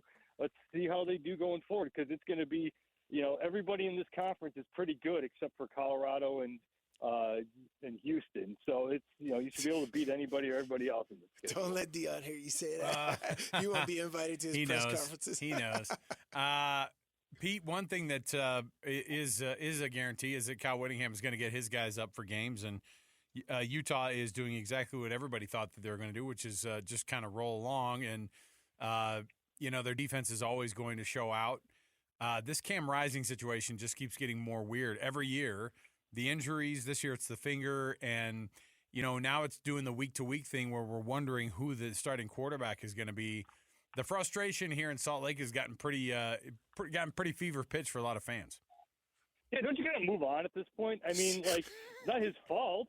I mean, if you're hurt, you're hurt. I mean, but you also have to develop, because now you have to really, you have to honestly give this some thought. I mean, no coach is ever going to say, oh, yeah, we're going to be in the college football playoff. I mean, unless you're, Ohio State or Georgia. I mean, you're never going to hear Kyle Whittingham because he's going to say, well, that was a lock. We got the Big 12 sewed up. But, like, look at the rest of that schedule and find where you're losing. I mean, because that was the one. Oklahoma State on the road, that was the tough one. And I believe, I could be wrong, you guys can correct me, I think the only other real nasty game, including Colorado, is at the end, I think, against UCF. Yeah, final game of the season down there in Orlando. What you mean? You don't think Houston's going to be a test? How dare you? You know what?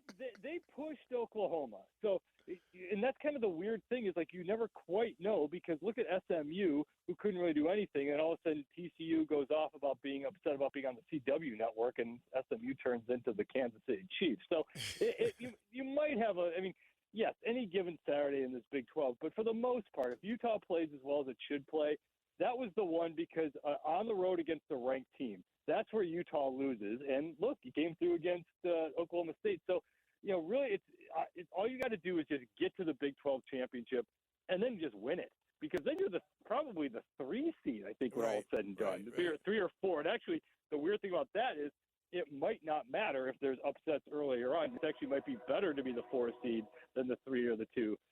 So it's to just get into the tournament. But, yeah, at this point, you're going back to the Cam Rising thing. Well, of course, if he's healthy, he plays. And if he's not healthy, he doesn't play. But you also have to think, okay, how do we develop this team around what we've got? Because we have to really start thinking, 2 months from now, that's when it's really game on because you got that one big win under your belt. You got to keep this team moving forward, kind of keep developing the quarterback you got. What's your estimation of what the Pac-12 has become in the Mountain West and that whole mess for this week? Because, we went 1 week going, oh, man, Utah State, they might be left in the lurch here. They might be they're going to have to show their allegiance to the Mountain West, and then they leave and they go to the Pac-12. And then to see that announcement with the Utah State logo next to a Pac-12 logo is hilarious for us here locally. But why does it even matter in the next couple of years if everything's going to change again anyway? Make a little more money, especially potentially for basketball. I mean, I worked with, and I know the Mountain West people. I like them. I've always been a Mountain West fan. It was just, I feel bad that this is happening. So on the flip side of it, let me put it this way, and this is why I do not get at all what's happening with UNLV. Joe Burrow is going to make more this year than the entire Mountain West is going to make in media rights if you add up all the teams. Wow. It's just they don't make any money. I mean, we're talking such a low rent, couch cushion change stuff compared to the Power Four, especially the Big Ten. Yeah. I mean, it's not even close. But like, you're not talking about that much. So now you're talking about, you're going to, hey, UNLV, stick around. We're going to give you, a couple years of money here. But then are you going to go back to making $5 million a year? I mean, I do not know how. And I pretty much know all these expansion types and know how this works. I am just floored that the Big 12 hasn't figured out how to grab UNLV yet because everyone wants Vegas. Everyone wants their big events there. The Pac-12 in its former form wanted to set up shop and set up the home offices there. Everyone wants the big events. Everyone wants the bowl games there. This year, the Big Ten and SEC started off the season in Vegas. Why not get the school that guarantees you a slew of games and a slew of events every single year and make that your home? And I don't know how the Pac-12 didn't just grab them and say, hey, look, what do you want? But apparently the Mountain West is keeping them. So what are you going to do if you're the Mountain West? So really, UNLV and Air Force are your anchor tenants? That's not going to work. So it's the Pac-12 is kind of solidifying itself as kind of a mid-range conference right behind the Power Four, unless it does something really crazy. Like say, you know what? If everyone else is doing it, why can't we? Go get UConn. Because if you get UConn, look at that basketball conference. Maybe you grab St. Mary's as basketball only, and let's say you don't. Then all of a sudden you've got Gonzaga, you got San Diego State. If you can get a UConn, all of a sudden Boise State and Colorado State have proven over the last couple of years to be really good. Utah State's been really good here and there in basketball. All of a sudden you've got a pretty powerhouse hoops conference where I know that doesn't move the needle compared to football when it comes to realignment, but there's something to potentially be there with the Pac-12. Yeah, I like that. That's an interesting take. I didn't even think about that because I was like, people are going to look at that and frown upon it like, oh, UConn's going to sit there and win it the entire time. But, you add Gonzaga, you add how consistent Utah State has been and even some of these other schools, and you can make something of it. The recruiting's going to go up, and things will just be better. A lot of West Coast guys will like to stay in the West Coast because of that. But I'd like to get back to football real quick. I know we could probably talk all day, but I want to get your early synopsis on the top 25, where it's at, where it's potentially going to go. First quarter of the season's done. We're moving to this next quarter. What things could potentially shift? What is your synopsis on the top 25? We're killing time. We're just having fun. These games are enjoyable. We'll have a few laughs.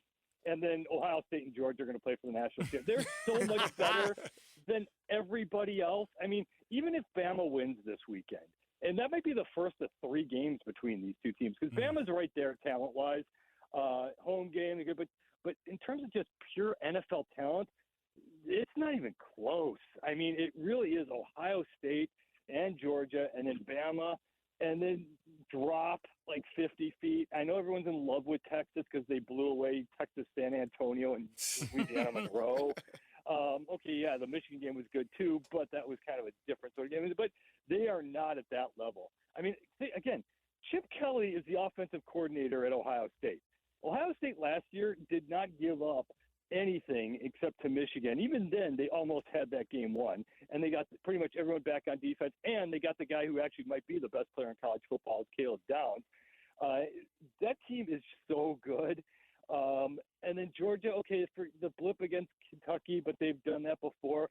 Let's see. But again, Alabama's right there with them too. But that's going to be the fun of this college football playoff season, is because it's going to be so long. It's going to be late January when this ends. These guys are going to start getting antsy. They're going to want to get going to the NFL already. It's going to be a real interesting way to see how this all ends up breaking out.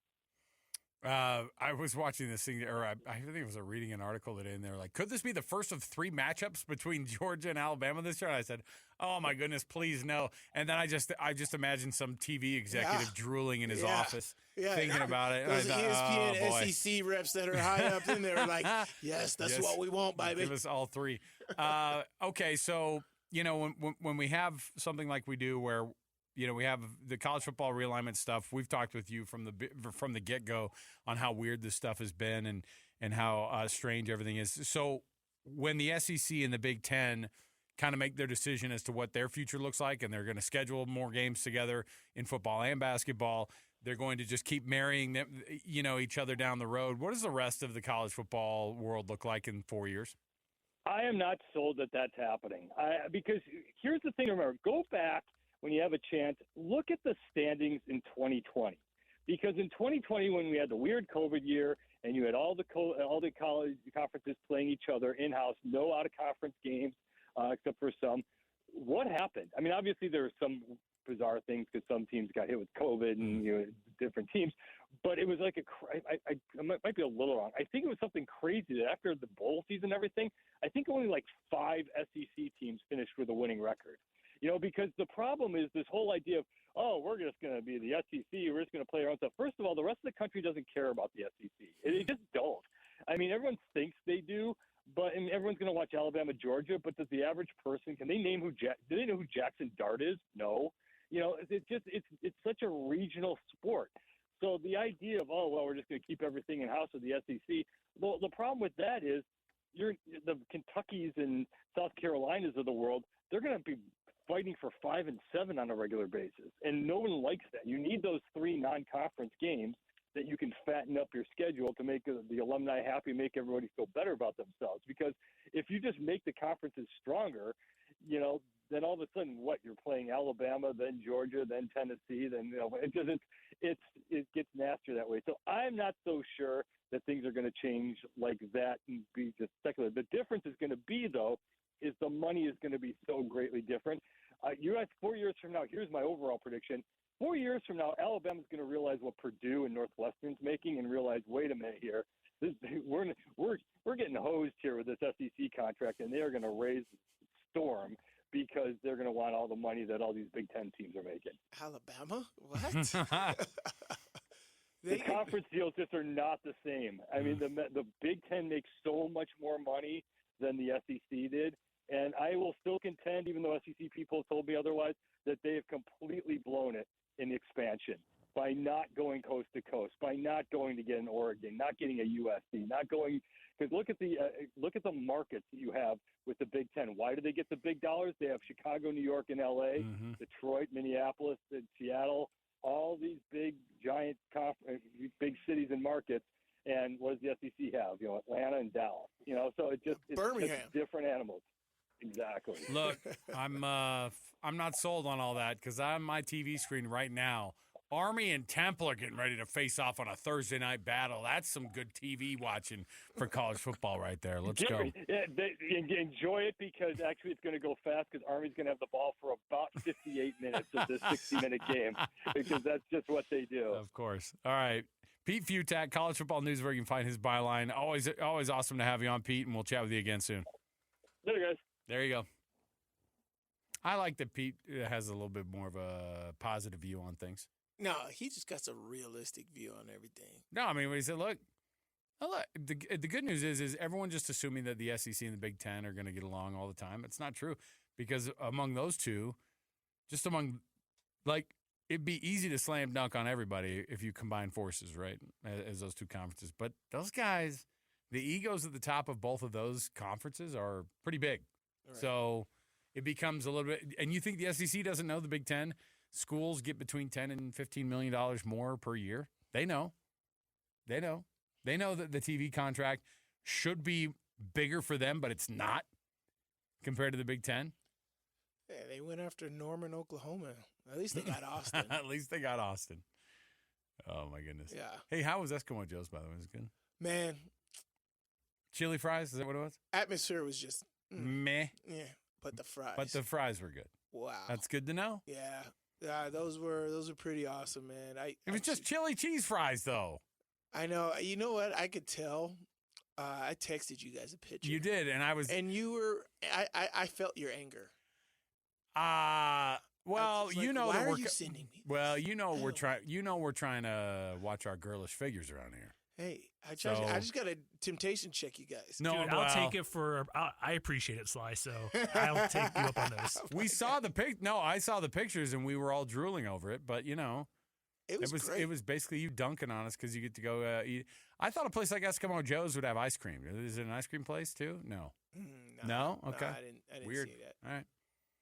We'll take a quick break here. We'll come back. Hey, when we do come back, guess what we have? We've got ourselves an NFL Blitz we're going to get into. Our program is always brought to you by the folks also at the Doug Smith family of dealerships. Kia, Subaru, Chevy, Jeep, Dodge, or Ram. Visit the Doug Smith dealerships in American Fork and Spanish Fork. Great service starts with know-how, and nobody knows like Doug. Let's come back, and let's have that discussion about the Steelers, how they're going to go 17-0 this season, according to Sly. We'll come back. More to go. 97.5 the KSL Sports Zone. All the latest news and notes from the league and the locals in the NFL. JJ and Alex bring you the NFL Blitz on 97.5, the KSL Sports Zone. Oh, I do like the back and forth. I was just reading about. Now, it's an NFC North battle. The Vikings and the Packers are playing one another, right? And I don't know if you know this, but Justin Jefferson, he's a pretty good wide receiver. Jair Alexander, one of the defensive backs for the Packers, very humble. To say the least. He just is one of those guys who just lets his plan on the field do all the talking.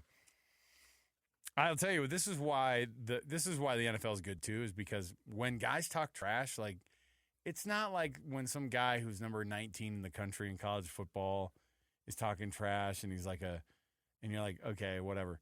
Justin Jefferson is one of the best. Jair Alexander is one of the best. Right. So when they talk trash and they go right at each other, Justin Jefferson's like, look, they're playing head games with me. I don't even care. I love it. Bring it all on. The Vikings were supposed to be 0-3 right now, not 3-0. So who freaking cares? If you're him, he said, look, Jair likes to do all that stuff, try to get inside people's heads, talking about some of the off-the-field trash talk. Right. I'm not really tripping on that. I'm just going to go get my gritty in the end zone. I'm not tripping on this at all. I'm excited for the matchup. I just love it. Justin Jefferson has single-handedly created a problem on Saturdays for youth football leagues. Every freaking kid with the gritty, dude. Oh, my gosh. It's an easy dance. They could just get it done. I still can't do it, but my kids try to make me do it. You have no arches. You gotta have an arch. You gotta have an I do arch have house. Fred Flintstone feet, dude. I have Fred freaking Flintstone feet. They are square. So I love that. That's a great matchup. I love the banter on the field too. You said that you were talking to me about, like, man, I love because Utah got into this last week with Oklahoma State where the defense is so dominant that it doesn't even matter what's going on the offensive side of the ball. But once it was, 22-3, you're out there on the field and you go, sinister smile. The sinister smile. But you were like, one, because I like to talk trash, and I thought, I didn't peg you for a trash talker. No, I did. But this is like, the on-field trash talk, that's you weren't the guy who just said, I'm going to let my play do the talk. Oh, I did both. I did both because there's one. One, when my play, you can't stop me physically. And then I'm talking, that's the worst thing ever. It's like a bully, right? A bully that's bigger than you. I can't beat this guy up, and I won't get him to shut up. It's like my brother. It's like my brother would hold me down and be like, "Stop hitting yourself." That's exactly what it is. Oh yeah, but you get to those points of the game, and you get to pin your ears back, and you just know a barrage of blitzes are coming. I loved it. When Kalani was calling it or Coach Anderson was calling it, I felt like I knew it. Here it comes, baby. Here's Slice Blitz off the edge. I'm going to game it with Paul Kruger, and we're going to make this happen. I'm going to come free, or I'm going to allow him to come free. And I get to laugh. I don't know. I was that guy. I got in fights all the time, especially against the Ravens. That's the fun part of the game, man. And, Sugar Bowl was that we played that way the entire game. Instead of strategically waiting until we were up, we played like that from the jump. Right. And, well, on top of it, that's what made you guys so special that year, right? Because the defense was solid, but you guys had a phenomenal offense, which didn't happen every year, right? And so you had this tremendous thing where you have a ridiculous general on the field on the offense with Brian Johnson, and then you get the defense that just always takes care of business. It's crazy. I want to know about this. Sam Darnold, the success that he's having right now. When you see that kind of stuff happening in the NFL, is it like just a fluke? Is it a fluke that Sam Darnold's having the success at the Vikings that he's having right now? No, there's a reason why he was a high-round draft pick, right? But, for me, I'm a firm believer, one, because of my situation in the pros and how that was. I'm a big believer in the fit matters. Right? The team that you go to matters. Just because you're a top talent, it still doesn't mean that you fit on every single team. And I think that's what a lot of these GMs and these people are missing is that they want to make people fit into them instead of making sure that player already fits them. And I think Sam Darnold is just in a situation right now where you've talked about it. There's no expectations on the Minnesota Vikings right now. Right, we just lost our first-round draft pick in training camp. Kirk Cousins left last year. All the money's going to our receiver. What are we at right now? But Sam Darnold, he's 5-year, 6-year veteran. He can make this happen. Hey, look, I got nothing. All I got to do is throw the ball, which I have the capabilities of doing. I got a good OC or a good coach, and it's O'Connell, right?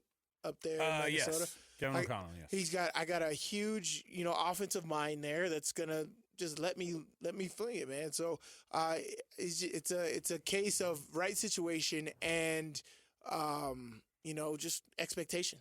Bro, what are you gonna do? Russell Wilson's still bum calf out there. Stay bum calf. Just keep bringing Ciara to this game.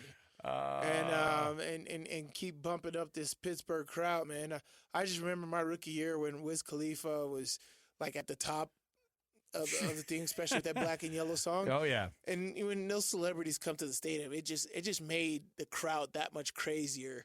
And I absolutely loved it. So if Russell Wilson's doing that, you can stay being our backup quarterback because Justin Fields is the future. Is he? For Pittsburgh, because here's the thing.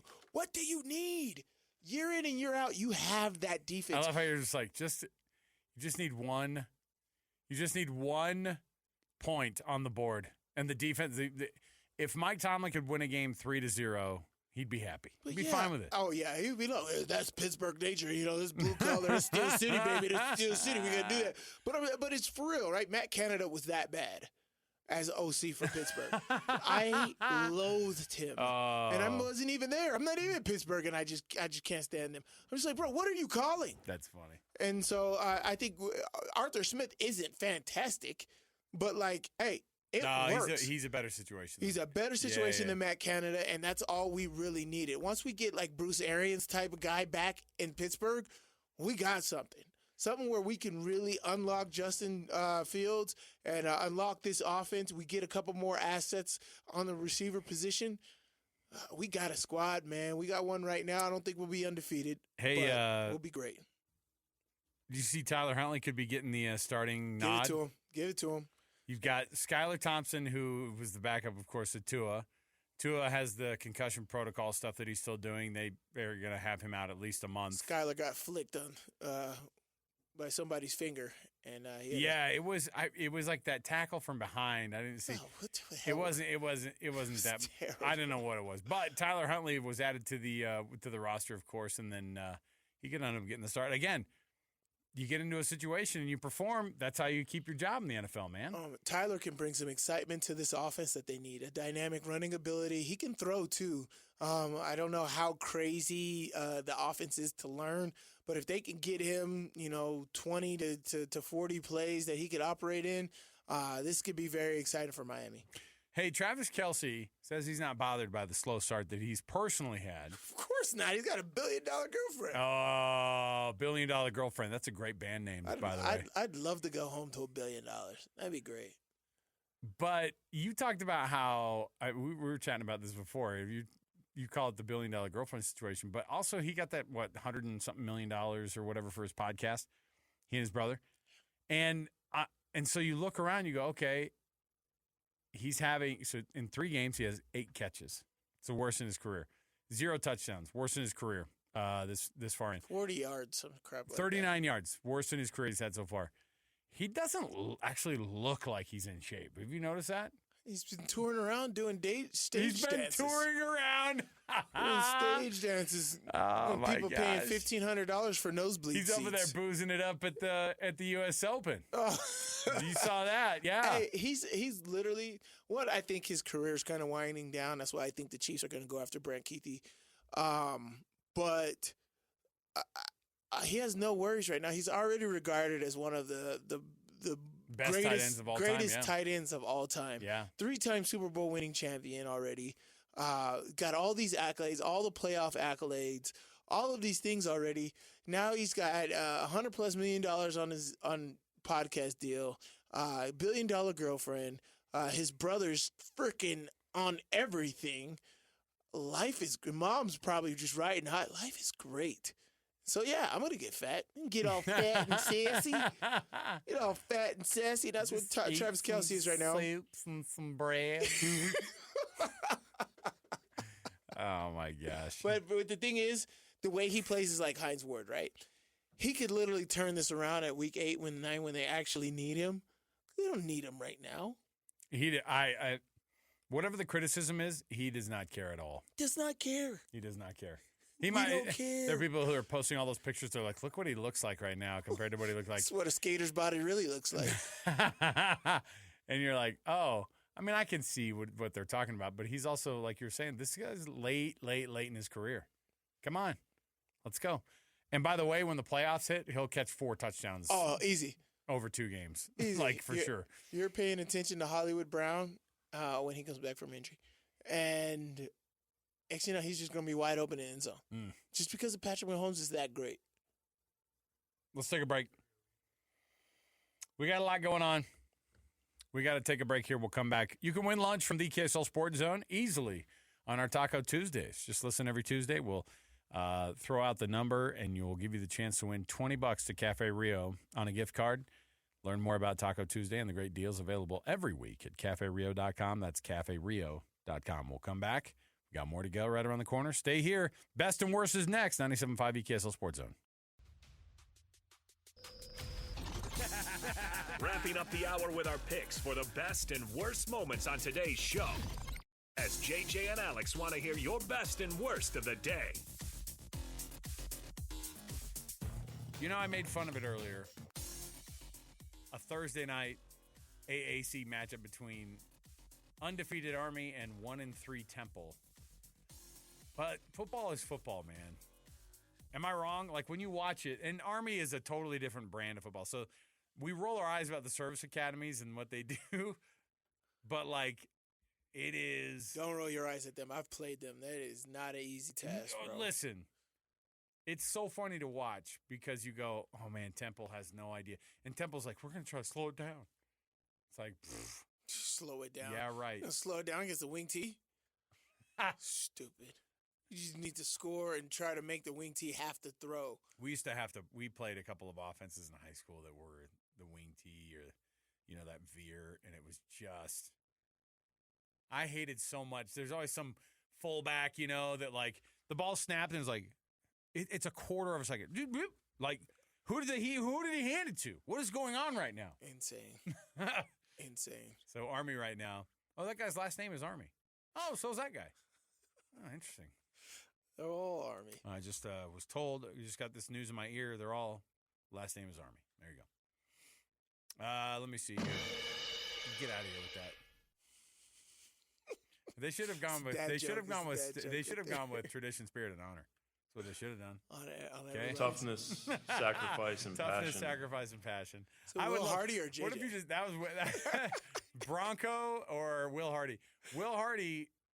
But see, you'd have to be the guy with passion on the back of yours. Like you couldn't. Like what were they? Toughness, sacrifice. Toughness, sacrifice, and passion. Because you'd have to have a third. Sacrifice pretty good. Sacrifice is like, oh yeah. It makes it sound like you're going to be after the game. You're going to be offered up to the lava gods. We're going to throw you straight into the volcano after we lose. So the guy who has passion on his back, also, you want to have the toughness on the back of your jersey. You don't want passion. All right.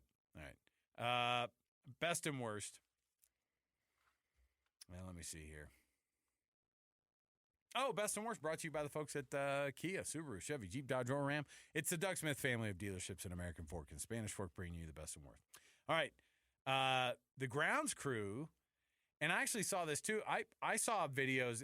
Grounds crew was helping A's fans get Coliseum dirt in their water bottles on the way out the door. But it was also guys in the bullpen.